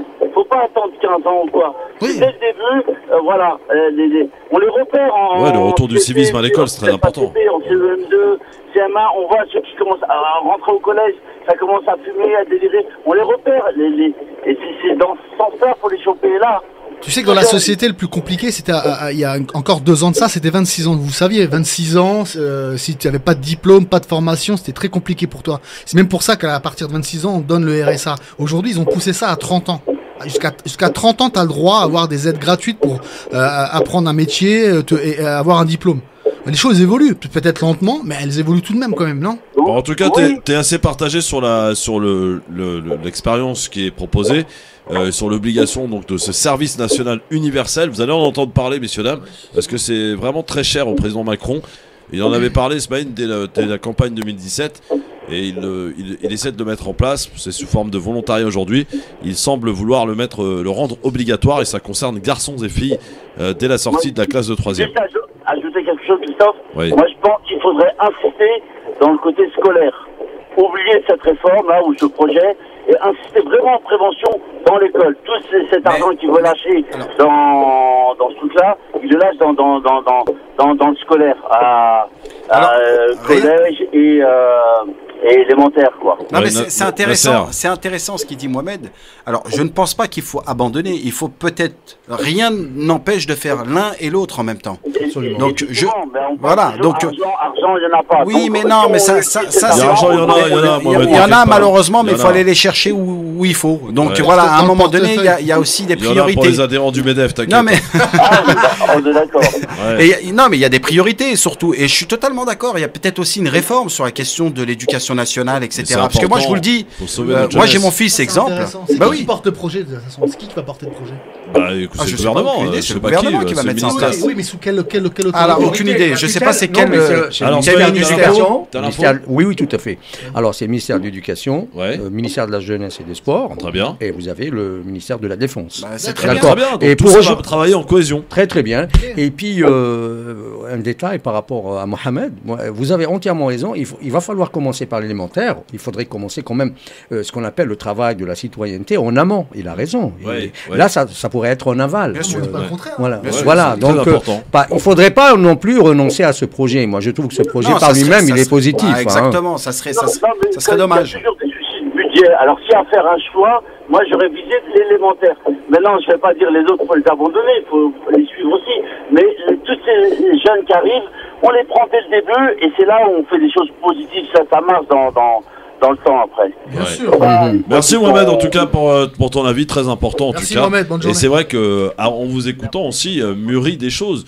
C'est en soi et en concertation que se nourrit en fait une proposition qui somme toute intéressante. C'est pour ça qu'on souhaitait la mettre en valeur aujourd'hui, pour essayer d'en parler et pour essayer d'un petit peu de scruter vos réactions, vos avis sur cette situation. Il est hors de question qu'on laisse et qu'on abandonne notre jeunesse, donc il faut vraiment trouver la solution. Est-ce que celle-là c'est la bonne? Je ne sais pas, mais en tous les cas c'est une des pistes qui permettrait aussi à ces jeunes de pouvoir essayer de connaître autre chose, et peut-être pour certains d'entre eux, si on peut en sauver 2 ou 3, ce serait déjà ça, non? Christophe, si tu permets, avant de clore le chapitre, il y a ce qu'on appelle le centre des cadets, des jeunes cadets. Donc, il faudrait quand même revaloriser. Et surtout, c'est quoi le centre? C'est une forme de caserne pour jeunes. Donc, des jeunes recrues qui deviendront donc à terme des militaires, ce qu'on appelle l'école des cadets, des jeunes cadets. Et cette école, il est vrai qu'il y a tellement de restrictions donc d'accès. Et je pense qu'il faudrait assouplir l'accès à ces institutions pour pouvoir permettre aux jeunes en difficulté, comme viennent de dire mes collègues. Et franchement, ça sera une très très bonne idée pour justement peut-être annexer ce projet au projet actuel. Alors Amadou, pour terminer sur ce sujet, avant de parler de la ferveur autour de l'équipe de France hier, place de la Concorde. Amadou, bonjour. Bonjour, vous m'entendez? Oui, Mamadou, on t'écoute. Je suis tout à fait d'accord avec ce projet-là. Bon, il ne faut pas avoir, c'est pas, comment dire, je vous accuse, les yeux de la peur. Mamadou, je comprends rien à ce que tu dis. Tu nous appelles d'où là, Mamadou? T'es dans la bassine? Il faut peut-être baisser le son, je crois. Mamadou, reprends ton téléphone, s'il te plaît, correctement, parce que je veux t'entendre et te comprendre, s'il te plaît. Il faut qu'il baisse le son, Christophe. Vous m'entendez maintenant? Maintenant, très bien, 5 sur 5. Tu vois quand tu veux. Donc, c'est le téléphone, je suis tout à fait d'accord avec ce projet parce qu'effectivement, ça nous apprend l'éducation aux jeunes, la République, en même temps, notre variété française, notre diversité française, quoi, aussi. On nous apprend ça aussi parce que c'est comme d'outre-mer qui rencontrait. Il y a beaucoup de Français qui ne savent même pas aujourd'hui que d'outre-mer ça fait partie de la France. Ils ont enlevé les services militaires pour acheter la paix. Or que bon, l'être humain, il faut l'éduquer. Il faut l'apprendre. S'il ne connaît pas son histoire, ça ne va pas venir plus. Comme ça, effectivement, les jeunes, ils rejettent. Cette éducation, effectivement, il faut les apprendre. La République, c'est la République qui doit éduquer sa jeunesse. Les parents, ils peuvent transmettre les valeurs, mais ils ne peuvent pas exiger... Moi, je suis pas d'accord avec ça, Mamadou. C'est pas la République ni à l'école d'éduquer les enfants, c'est aux parents d'éduquer les enfants. Oui, à la base, oui. Non. L'éducation, ça appartient aux parents et uniquement aux parents. La première école, c'est le foyer. Mais je sais que ça appartient aux parents, mais il y a la part du gouvernement aussi. Non, le gouvernement, il n'est pas là pour éduquer les enfants. Vous êtes des malades ou quoi? Il est là pour vous accompagner, pour vous faciliter les choses, pour essayer en sorte que la jeunesse, effectivement, puisse avoir des choses et s'épanouir. Pouvoir se construire, mais les parents ont un rôle primordial et il ne faut pas leur enlever ce rôle crucial qui est l'éducation. Les parents, ils ont une part de responsabilité. Même les animaux, comment dire, ils éduquent leur qui. Quand je dis ça, comment dire, l'ensemble, parce qu'ils nous reprochent qu'on rejette, comment dire, la République. C'est comme par exemple quand tu parles national de la France, il n'y a pas que les Français qui doivent être des entraîneurs. Zidane devrait être entraîneur. Pour notre diversité française, que moi j'ai dit ça. Et ça ne peut pas être sans savoir. Non, mais il faut le savoir. Je comprends ce qu'il dit Amadou. Oui. Il faut être réaliste. Votre enfant passe beaucoup plus de temps à l'école qu'avec vous. Comptez le nombre d'heures qui passent à l'école qu'avec vous. Je ne dis pas qu'il faut les éduquer, mais il faut que ça soit un complément d'éducation. C'est pas à l'école d'éduquer les enfants, Nasser. C'est pas à l'école d'éduquer les enfants, mais je vous le dis, analysez bien le nombre d'heures qu'ils passent dans la semaine, vos enfants, ils sont beaucoup plus à l'école qu'avec vous à la maison. Parce que quand ils rentrent à la maison, il est 18h. 18h, il va aller manger. Et vous allez rester combien de temps? 2 heures, 2 heures et demie avec lui. Parce que juste après, il va aller dormir et le lendemain, il repart à l'école. Donc, effectivement, le temps qui est consacré à l'enfant avec les parents eh ben, il est minime, par rapport à ce que voilà, le temps par rapport au temps passé à l'école. Absolument. Voilà. Donc ça, il faut analyser tout ça. Je pense que c'est important. Merci Mamadou. Merci Mamadou de Grenoble. Tiens, on file à Bordeaux avec Kenza qui nous y attend le trésor. Kenza, bonsoir. Kenza, comment ça va? Bonsoir Christophe et bonsoir à tous vos invités. Kenza. Alors je ne sais pas si j'arrive en retard ou non. Ça dépend parce que je vous écoute depuis mon portable et il y a une mauvaise connexion, donc tout est parti, ça a bugué.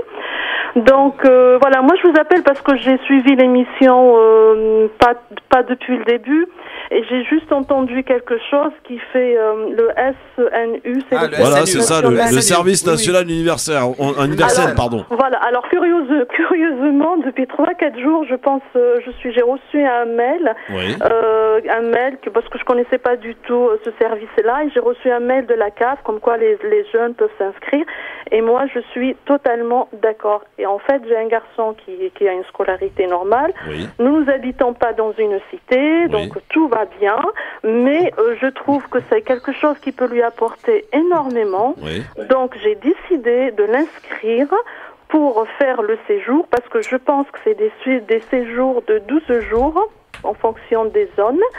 Donc ça ne peut lui apporter que de bonnes choses. Oui, absolument. Donc vous êtes favorable et vous allez... ce que je vous propose, c'est qu'une fois... C'est pour quand? C'est prévu quand? Alors moi, je lui en ai parlé vaguement. Ouais. Et il m'a dit oui, je n'ai entendu parler, mais ça ne m'intéresse pas. Il n'a que 15 ans, donc je pense que j'ai encore le droit de prendre des décisions que j'estime peuvent lui apporter de bonnes... voilà, ça peut être que positive. Donc j'ai vu que il va y avoir une session au mois d'avril. D'accord. Au mois d'avril, il va y avoir une session, je vais l'inscrire, il va y aller, c'est comme s'il part en colonie de vacances. Tout simplement, pendant ce séjour-là, il va apprendre la citoyenneté, il va apprendre la culture, ils vont les intéresser et les sensibiliser à plein de choses, Oui. Et je pense que c'est hyper important. Donc vous allez inscrire votre fils, et je vous propose, Kenza, que vous nous rappeliez à l'issue de ce séjour pour nous raconter un petit peu comment ça s'est passé, comment lui il a ressenti les choses, et comme ça vous pourrez nous raconter en tout cas. Merci beaucoup Kenza pour nous avoir appelé. Merci, et je suis favorable au service national obligatoire aussi. D'accord, très bien. Merci beaucoup et bon après-midi à Bordeaux. On sera avec Fadela dans un instant. Décidément, ça... On va poursuivre un peu parce que ça intéresse beaucoup les gens. Là, 01 40 33 9. L'avenir de notre jeunesse, ça devrait quand même être un sujet important pour une priorité. Absolument. Merci Nasser. Une priorité nationale. À tout de suite, ne bougez pas. Le LGF avec Nasser Lajili, avec Smaïn Tefour et avec Nabil Sama qui sont avec nous aujourd'hui. Et on a Fadila, on parle toujours encore un petit peu du service national universel, les amis, qui risque de devenir obligatoire. Ça concerne des jeunes donc de 15 ans en sortie de la classe de 3e. Ça va durer un mois à peu près, 15 jours en dehors de la région initiale. Ou en tout cas où on réside, et les 15 autres jours pour des enfants qui s'engageraient auprès d'une mairie, d'une caserne ou encore d'une association pour leur apprendre la citoyenneté, leur apprendre le partage, leur apprendre le vivre ensemble aussi. Bonne ou mauvaise idée, on en parle et vous êtes pour tous en tout cas assez favorable. Voir ce qu'en pense Fadila qui nous appelle de Pantin qui est avec nous. Bonjour Fadila. Alors, bonjour. Alors moi, je suis favorable, mais ça arrive dans un second temps. Je pense qu'il faut d'abord s'occuper de nos enfants en primaire, en élémentaire, parce que je crois que le socle, il est là. Les enfants apprennent beaucoup les 7 premières années de leur vie, c'est ce qu'on sait. Donc déjà que le gouvernement et que la République fassent son boulot, qu'ils arrêtent de mettre de côté, parce que pour moi, il y a des abandonnés de la République française. Quand tu es dans un quartier... mal réputé, t'es dans une zone mal réputée, la République a complètement mis de côté ces enfants-là. Donc déjà, il y a une équité à remettre en place en France. Voilà. Quand t'es pas né du bon côté, que t'es pas né dans le bon quartier, c'est très très très compliqué. Ouais, effectivement, c'est aux parents d'éduquer leurs enfants. Je suis entièrement d'accord. Mais l'école a une grosse part de responsabilité. Il y a beaucoup de choses qui se passent à l'école. Beaucoup de violence. Moi, je suis à Pantin. Donc, j'ai aménagé il y a 6 mois à Pantin. J'ai scolarisé mes enfants à Pantin. Ils sont restés 1 mois à l'école. 1 mois à l'école. C'était une école complètement oubliée de la République. Beaucoup de violence. Les profs sont là-bas parce qu'on leur donne une prime pour venir enseigner dans le 93. Oui. Avant de s'occuper des 15 ans, occupons-nous de notre jeunesse, de nos enfants en primaire, en élémentaire. Ouais, Parce que si on a des parents qui n'ont pas les moyens de mettre nos enfants en privé, on est obligé de rester dans le ghetto, hein, je suis désolé, pour moi c'est un ghetto. Le gouvernement nous a complètement oubliés. Et dans la merde. En fait, et vous avez fait quoi du coup avec vos enfants maintenant, Fadela? Comment ça se passe? J'ai changé d'école. Ils sont dans l'école dans laquelle ils étaient auparavant. Ah d'accord, donc maintenant... Donc je fais des kilomètres pour amener mes enfants dans une école bienveillante, respectueuse, voilà, avec des bonnes valeurs. Donc ça, voilà, je pense que le premier pas à faire déjà, c'est que rétablir de l'équité dans les écoles en France. Ouais, c'est pas faux. Les écoles sont bien, les professeurs sont bien, on a les moyens.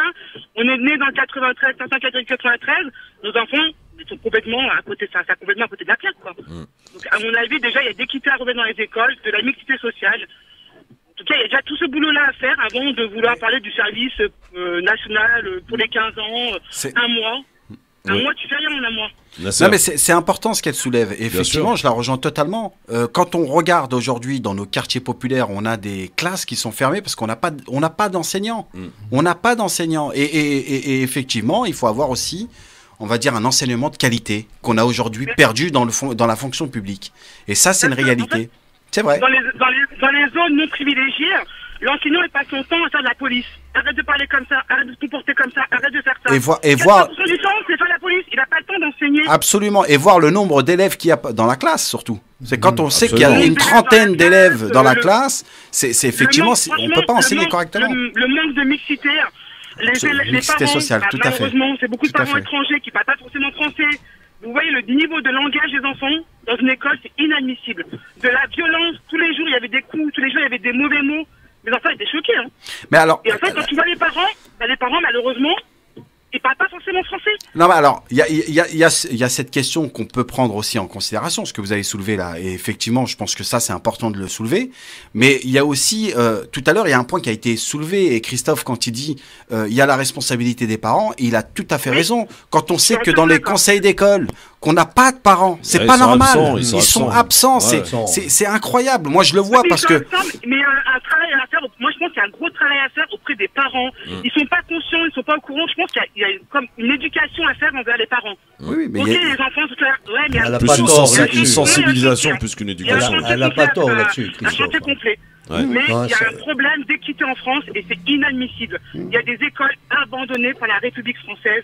C'est inadmissible. Où est la liberté, l'égalité, la fraternité? Moi, je ne reconnais pas ces valeurs. Hein.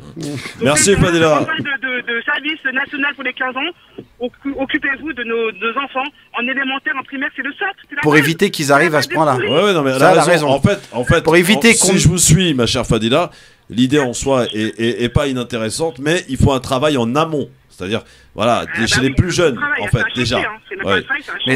Un chantier, oui. Oui, c'est un chantier, mais c'est important parce que ça éviterait de voir des enfants, des adolescents à atterrir au sein du SNU. SNU, ouais, c'est ça, SNU. Donc ça permettrait éviter tous ces problèmes-là, effectivement. Mais c'est un point, on va dire, supplémentaire, le SNU. Faut pas que ça soit un truc qui soit une alternative par rapport à ce qui doit être fait à la base. Oui, ça doit être la suite logique d'un chantier qui est en marche, en fait. Il faudrait une refonte du système éducatif, déjà, à la base. Une refonte du système éducatif, parce qu'il y a quand même des carences, en ce moment, elle a raison, la dame de le souligner. Selon l'endroit où tu habites, hein. Oui, selon l'endroit. Il est vrai que dans les quartiers défavorisés, moi, je l'ai vécu. À un moment donné, mes enfants étaient scolarisés dans le 9-3, et je m'étais rendu compte à l'époque qu'il y avait quand même beaucoup de carences, ne serait-ce que par rapport au langage, comme vient de le dire la dame. Il est vrai que pour la plupart des parents d'enfants issus de l'immigration ne maîtrisent pas très bien la langue. Ils parlent un français approximatif. Et du coup, les enfants, il y a, si vous voulez, cette transmission de ce langage et qui fait que les enfants dehors apprennent par eux-mêmes. Et quand ils vont à l'école, a priori, il y a un langage qui leur est propre. Il y a une stat pour ne pas dire autre chose. Il faut 2000 mots. Alors, c'est 2000 mots utilisés quand tu es à la Sorbonne et 400 mots utilisés quand tu es... dans une école populaire. Publique. C'est fou. Non, mais c'est dommage, il y a une dégradation. Ouais. Les enfants issus de quartiers populaires ont un vocabulaire beaucoup moins enrichi que les enfants nés dans le quartier. Tout à fait d'accord, madame. Oui, mais ça, c'est tout à fait d'accord. C'est pas normal. Et ça, c'est la base du travail qui doit être fait par le gouvernement. Tout à fait d'accord. C'est pas que les banlieues. Attention, la France, c'est pas que les banlieues, c'est aussi le milieu rural. Oui, aussi. Voilà. Non, mais ça se passe mieux quand même dans le milieu rural. Pendant un mois, les enfants sont restés scolarisés un mois. J'ai trouvé ça inadmissible. Merci en tout cas Fadila pour votre témoignage. Merci beaucoup Fadila. En tout cas, à creuser, mais ce qui en ressort de cette discussion aujourd'hui, c'est que oui, c'est une bonne idée en soi, mais il faut un travail en amont. Pour résumer un petit peu ce que vient de faire Fadila, en amont, chez les plus jeunes âges, pour leur apprendre la citoyenneté, pour aussi apprendre et sensibiliser les parents à ce qu'ils s'engagent et à ce qu'ils s'impliquent dans la scolarité de leurs enfants. Parce que c'est vrai, Nasser, il faut le dire, il y a aussi des absences. Lorsqu'il y a des réunions à l'école, il n'y a pas de parents, par exemple. Bien sûr, alors, on ne va pas les incriminer. Peut-être que là aussi, il y a aussi beaucoup de familles monoparentales. Et c'est un problème aujourd'hui. Il n'y a pas que ça, Christophe. Il y a ce qu'on appelle l'handicap linguistique aussi. Parce que moi, j'ai vu quand j'étais dans le 9-3 qu'il y avait des parents, je te le jure encore une fois, qui avaient du mal à s'exprimer en français, donc à comprendre le message qui était livré par les enseignants. Ouais. Et c'est ça qui fait qu'après, c'est vrai qu'il y a un échec scolaire après. Ouais, mais je ne suis pas tout à fait d'accord. Je voudrais juste vous donner un exemple. Sur quoi tu n'es pas d'accord? Je vous donne un exemple. Regarde, moi je vois tous mes frères et sœurs, on est 8 frères et sœurs, ils sont tous nés. Attends, il n'y a que moi et mon petit frère qui sommes nés en France. Mais pourtant, tous mes grands frères et mes grandes sœurs ont tous fait des études supérieures. À contrario de moi et mon petit frère. Ouais, mais t'es où? T'as habité où aussi?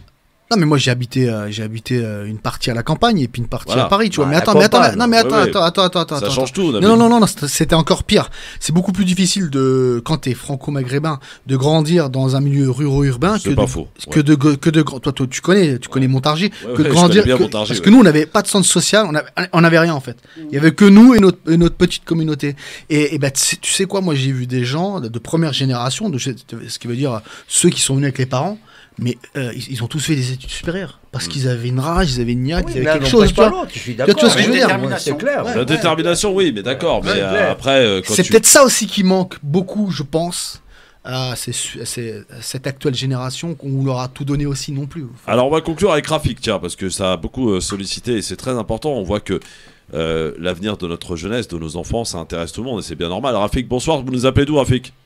Oui, bonsoir Christophe, j'appelle de Rueil-Malmaison où je suis un petit élu local et je voulais partager un petit peu mon expérience qui se passe dans ces villes. Oui.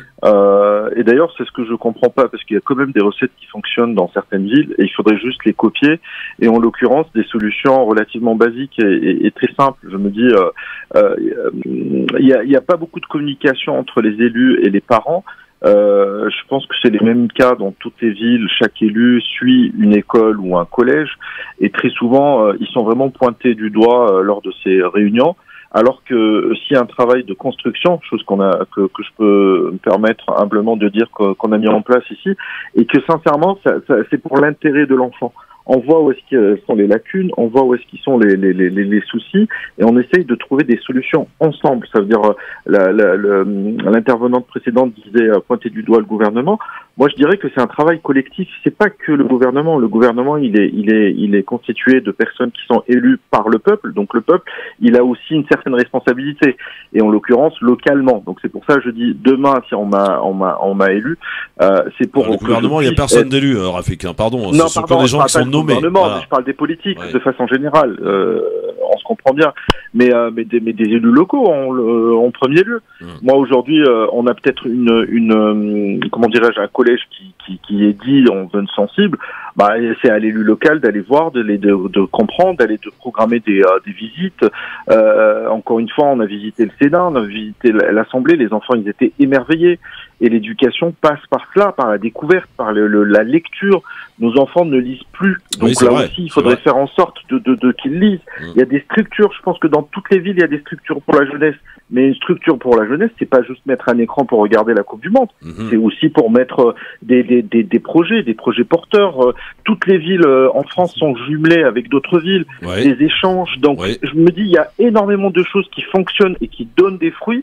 Et que à certains moments, on reste passif et on reste juste en train de se plaindre. Donc c'est aux élus, en l'occurrence, encore une fois, de prendre leurs responsabilités et d'aller et de chercher les subventions, de chercher de l'argent et de tirer vers le haut ces zones-là qui sont pas du tout, je dirais, développées et qui n'ont pas un taux de succès et de réussite comme d'autres villes. Après, moi, vous, monsieur l'élu, parce que vous êtes élu et je pense que vous devez participer peut-être à un conseil d'école de votre ville. Donc, comment aujourd'hui on peut attirer des parents à venir et qui n'ont pas l'habitude de venir dans ces réunions? Parce que faut être réaliste. Moi, j'ai été élu, j'étais dans un conseil d'école. C'est compliqué d'attirer les familles et les parents qui ont été élus, on va dire indirectement, ou tout simplement, quand ils ont des problèmes, c'est les premiers qui viennent vous voir pour se plaindre, mais qui ne viennent pas à des réunions d'organisation et de savoir qu'est-ce qui va et qu'est-ce qui ne va pas. Parce que, bon, après, voilà, moi je vous le dis, on peut faire tous les schémas, tous les schémas qu'on peut avoir autour pour essayer de trouver une solution, mais à un moment donné, il y a aussi les responsabilités des uns et des autres. Donc, il y a effectivement les élus. Un tout petit exemple pour une école que je suis et qui était dite dans une zone sensible. Au départ, les parents ne venaient pas aux réunions. Les premiers jours venaient en plein réunion, ils répondaient aux appels, etc., etc. Donc on peut comprendre que certains parents n'ont pas les mêmes repères, n'ont pas les mêmes, mais petit à petit ça se construit. Et quand on est là pour bâtir quelque chose, ben on le fait. Je m'explique. Dans cette école-là, dans ce collège-là qui était dit sensible, au départ on a essayé d'inviter les parents à accompagner leurs enfants une fois par semaine, souvent le samedi matin, pour faire des échanges à l'école. Donc ça n'a pas fonctionné. Il y avait toujours les mêmes qui arrivaient. Après, on a dit non, on va faire une mosaïque ensemble, donc un projet culturel, artistique ensemble avec les parents pour qu'ils mettent un petit peu la pierre à l'édifice, comme on dit. Et ça commençait un petit peu à prendre. Après, on a essayé de faire des visites avec les parents, alors que très souvent les visites sont faites que pour les enfants. Donc je me dis comment faire intéresser les parents, créer des groupes WhatsApp, créer une page de communication. Donc je me dis tous les outils qu'on peut utiliser pour que les parents soient acteurs dans la vie sont les bienvenus. Après, c'est de la bonne volonté des parents. Donc, vous n'allez pas les forcer, mais vous allez plutôt les faire intéresser par la vie de leurs enfants. Comment ils peuvent être acteurs dans la... Très intéressant. Rappelez que vous seriez bienvenu en studio pour nous expliquer un petit peu tout ça, un de ces quatre, avec grand plaisir. En tout cas, merci beaucoup Rafik, parce que le temps presse, mais c'était très intéressant de terminer cette discussion là-dessus. Et on va faire plaisir à Soraya, notre Marseillaise. On n'aura pas le temps de parler de la ferveur de l'équipe de France et de son accueil hier, place de la Concorde, puisque dans un instant, c'est Mam que nous avons retrouvé pour le retour de la chronique de la belle histoire des génériques consacrée à l'Eurovision et le quiz à suivre, sans oublier le zapping. Reste avec nous. Ne bougez pas, le Grand Forum revient dans un instant. Le Grand Forum sur France Maghreb 2. Et c'est l'heure de retrouver le retour de Mam pour la belle histoire des génériques consacrée à l'Eurovision. La belle histoire des génériques, l'Eurovision. De toute l'histoire des génériques proposés depuis le mois de septembre sur France Maghreb 2, il y a des refrains entêtants qui vous accompagnent depuis si longtemps que leur soudaine absence vous frappe. Pour le retour de la belle histoire des génériques, place au célèbre et mythique. Indicatif de l'Eurovision, célèbre musique servant de prélude avant une retransmission d'un événement majeur survenant en Europe. Derrière l'Eurovision se cache l'UER, l'Union Européenne des Radios-Télévisions, ou IBU, pour la version anglo-saxonne, European Broadcasting Union, créé en 1950 et qui est un des plus grands consortiums, une des plus grandes associations de radio et de télévision européennes d'Afrique du Nord et du Proche-Orient, représentant près de 117 organisations membres dans près de 56 pays. L'organisation de l'Eurovision organise des programmes, stimule et coordonne des coproductions, fournit tous les services opérationnels, commerciaux, techniques, juridiques à ses membres. L'organisation met en place un certain nombre d'événements, dont le célèbre concours Eurovision de la chanson, Eurovision Song Contest, qui existe depuis 1956 et drainant une audience mondiale de près de 161 millions de téléspectateurs. Son indicatif d'ouverture est le même qu'à ses débuts, l'inscrivant de fait dans la mémoire collective. Son origine, datant entre 1688 et 1698, est l'œuvre du compositeur français Marc-Antoine Charpentier et était intitulé Te Deum, un prélude orchestral de 8 mesures introductives que je vous propose de découvrir ou de redécouvrir. Voici Te Deum, indicatif d'ouverture et de clôture des retransmissions de l'Eurovision, Marc-Antoine Charpentier, signé UER.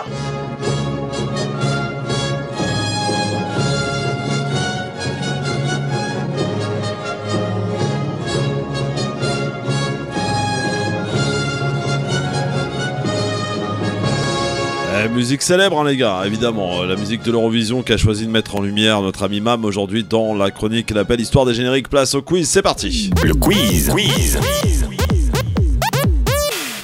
Avec des petites questions assez marrantes aujourd'hui. Quoique, non. Voilà. La première, en tout cas, n'est pas forcément marrante. La deuxième, oui. L'Union européenne a enregistré, messieurs, cette année, un nouveau record de surface brûlée par des feux de forêt. À combien, selon vous, combien d'hectares sont partis en fumée? Combien de milliers d'hectares sont partis en fumée cette année dans toute l'Union européenne? Aucune idée. Ah, même moi, pareil, Je dirais, je sais pas, 1000 milliards. Non, 785 000 hectares partis en fumée. C'est énorme, c'est un nouveau record. 785 000. 785 000, exactement. Tiens, messieurs, pourquoi l'hôpital de Toulon a été en partie évacué? Ah, si vous me la trouvez celle-là. Puisqu'elle est rigolote cette question, donc... Enfin, rigolote, je sais pas pour celui... Mais c'est insolite, tu dis. Oui, absolument, oui. Ouais. Bon, aucune idée. Hein, alors, parce qu'un octogénaire s'était introduit un obus dans le rectum. Non. Je vous jure que c'est vrai. Donc, on a évacué l'hôpital de Toulon en partie, en tout cas. Oh là là. On dirait comme quoi, il y a des expériences un peu particulières. Tiens. Et où tu vas chercher ça, Grisov? Partout, mon vieux. Tiens, quel record a été battu lors de la retransmission de la finale de la Coupe du Monde en France? Quel record? Ah oui, le nombre de spectateurs. Exactement, 28 millions. Alors, 24 millions pendant le match, et il y a eu un pic à 29 millions pendant la séance de penalty. Record battu de toute l'histoire de la télé. Voilà. Combien de buts marqués durant cette Coupe du Monde au Qatar? Un record aussi. Je sais pas, une centaine? Non, oui, mais un peu plus. 156? 150? Alors, t'es pas très loin. C'était 172 buts marqués, qui est un record. 64 matchs donc de cette Coupe du Monde. Il y en aura peut-être plus parce que en 2026, pardon, la Coupe du Monde sera composée de 48 pays. Plus d'équipes. Voilà, c'est ça. Et enfin, quelle équipe a perdu 2 fois en finale au tir au but? Croatie, non? L'Argentine. Non. 2 fois le Brésil. Au tir au but. Hein. Le Brésil. Le Maroc. La France. En 2006 et donc en 2022. En 2006 face à l'Italie et en 2022 face à l'Argentine. Oui, tu avais raison. Tu avais raison. T'as toujours raison, là, c'est. Non, voilà, pas toujours, presque souvent. Je suis déçu, moi je crois que c'était le Maroc. Dans un instant, les joueurs marocains d'ailleurs qui viennent d'atterrir apparemment au Maroc. C'est ce que j'allais dire. Franchement, je suis en train de regarder en direct. Il y a une foule énorme à Rabat. Et franchement, ça fait plaisir de voir autant de monde autour de ferveur. Et on est très loin très loin des 50 000 qui nous ont soi-disant annoncé hier. Il y avait 15 000 précisément. Et voilà, faut être réaliste. Il y avait 15 000 personnes. Mais le contexte, c'est pas la même chose, Nasser. C'est une équipe africaine qui a franchi un cap historique en étant pour la première fois une équipe africaine en demi-finale. C'est inédit, Pour saluer le parcours. C'est peut-être inédit, mais à un moment donné aussi. Mais l'Algérie aussi, c'était peut-être inédit, mais à l'arrivée en 8e de finale il y a 4 ans, mais on avait autant de monde. C'est super. Et je trouve que voilà, derrière, il y avait toute une équipe. Et quand on regarde bien, ce qui est triste, hein, je vous le dis sincèrement, moi, ce qui me gêne dans l'équipe de France, on aurait peut-être eu la présence des quartiers populaires s'il y avait eu des gens comme Karim Benzema dans l'équipe.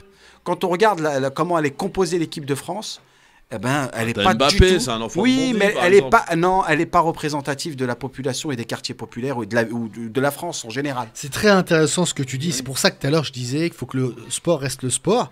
Et si ça, ça génère je sais pas, des émotions ou des opinions politiques, il faut que ça reste dans le cadre privé. Parce que là, ce qui se passe, tu regardes l'équipe de France. Ben, je suis désolé, elle est franco-africaine. Franco-africaine. Elle est franco-africaine. Et ça, pour moi, c'était magnifique. Mais regarde bien ce qui s'est passé. Et je remercie Olivier Giroud parce que tu vois, Olivier Giroud, il a été récupéré par tous les fachos pendant cette Coupe du Monde. Et il a été obligé de faire un post sur les réseaux sociaux en disant moi, je n'appartiens pas à ces mouvements racistes. Il a même écrit que sur le terrain, pour moi, toutes les couleurs, moi, je les accepte. Et c'est ça le sport. Et il a rappelé ce qu'était le sport. Et c'est vrai ce que tu dis. Moi, franchement, je vais être honnête, j'avais plein d'amis un peu partout en France, dans toutes les fan zones, tout ça. Et il m'expliquait effectivement, c'est vrai. Beaucoup de fachos qui étaient présents. C'est ce qui ressort, bien sûr. sûr. Beaucoup de fachos qui étaient là bien et beaucoup d'idées sont dans un instant, le zapping pour finir sur France Maghreb 2. Tiens, on parlera aussi un peu de l'Argentine. Vous allez comprendre. Ils ont décollé, hein, les joueurs. Ouais. Là, ils sont dans le quart, ils sont en train d'avancer. Voilà, et ils vont faire une tournée dans Rabat. À Rabat, exactement. Absolument. L'équipe du Maroc qui est arrivée aujourd'hui. À tout de suite. Restez avec nous. Le Grand Forum revient dans un instant sur France Maghreb 2.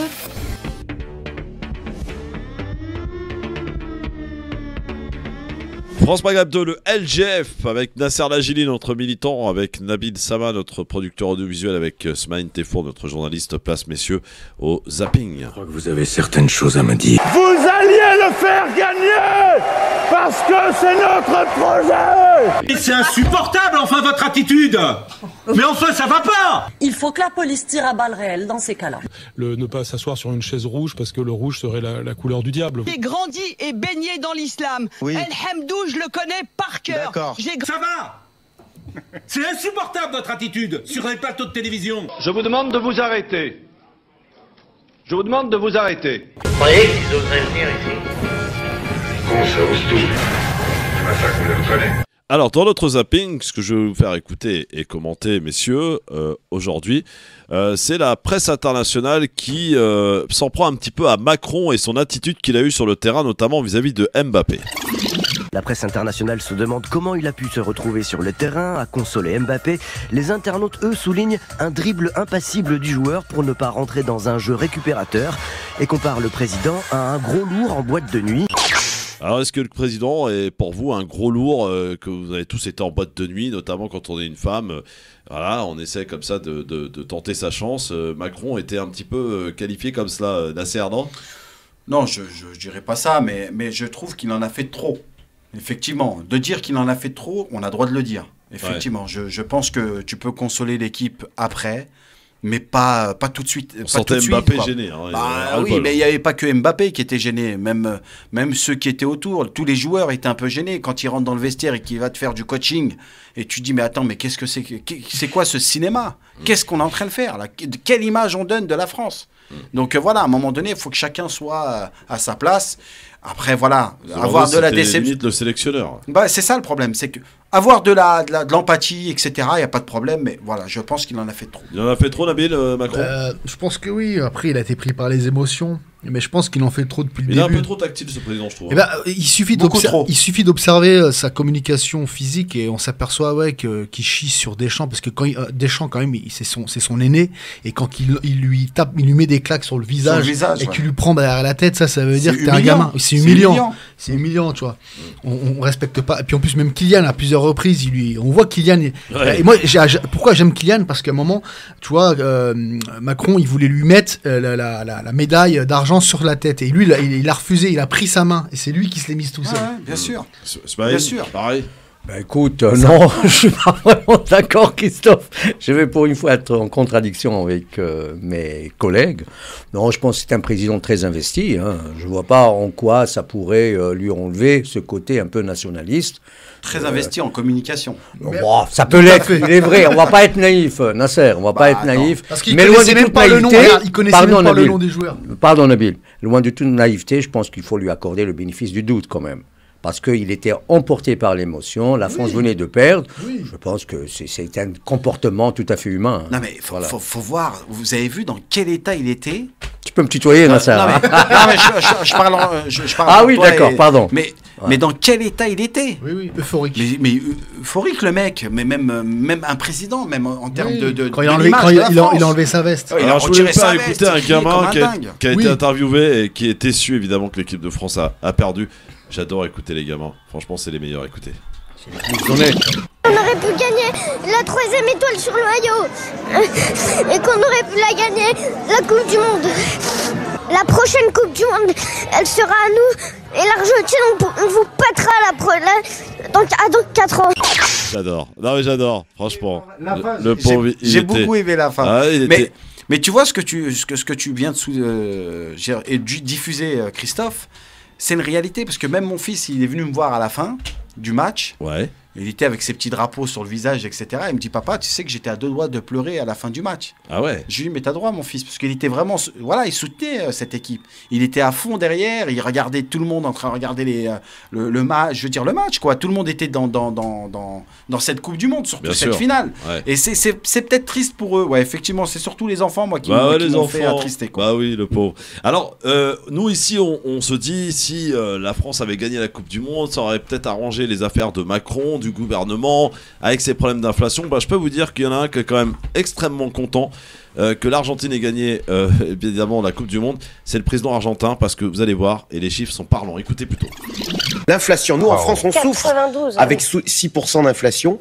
L'inflation en Argentine, elle n'est pas de 6, elle est de 92%. Et vous savez comment on combat l'inflation? En relevant les taux d'intérêt. Chez nous, on les relève à 1, 2%. On dit, oh là là.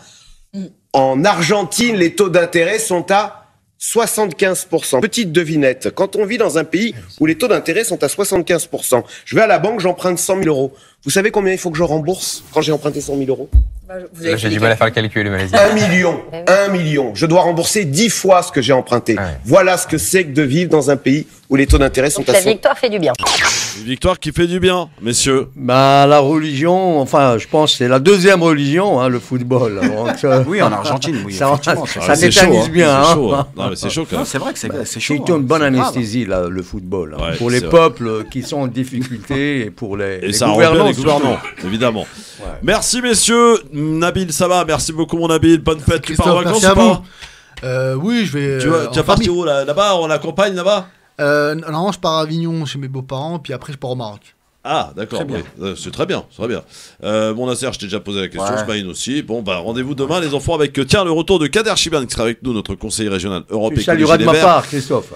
Si tant est que ce parti existe encore. Avec notre ami Aminsa, notre élu local, et avec Philippe Bourriaki, conseiller régional également et co-porte-parole national de l'écologie au centre, qui seront avec nous. Donc demain, sans nul doute, ça va clasher sévère. Rendez-vous demain, ciao à tous.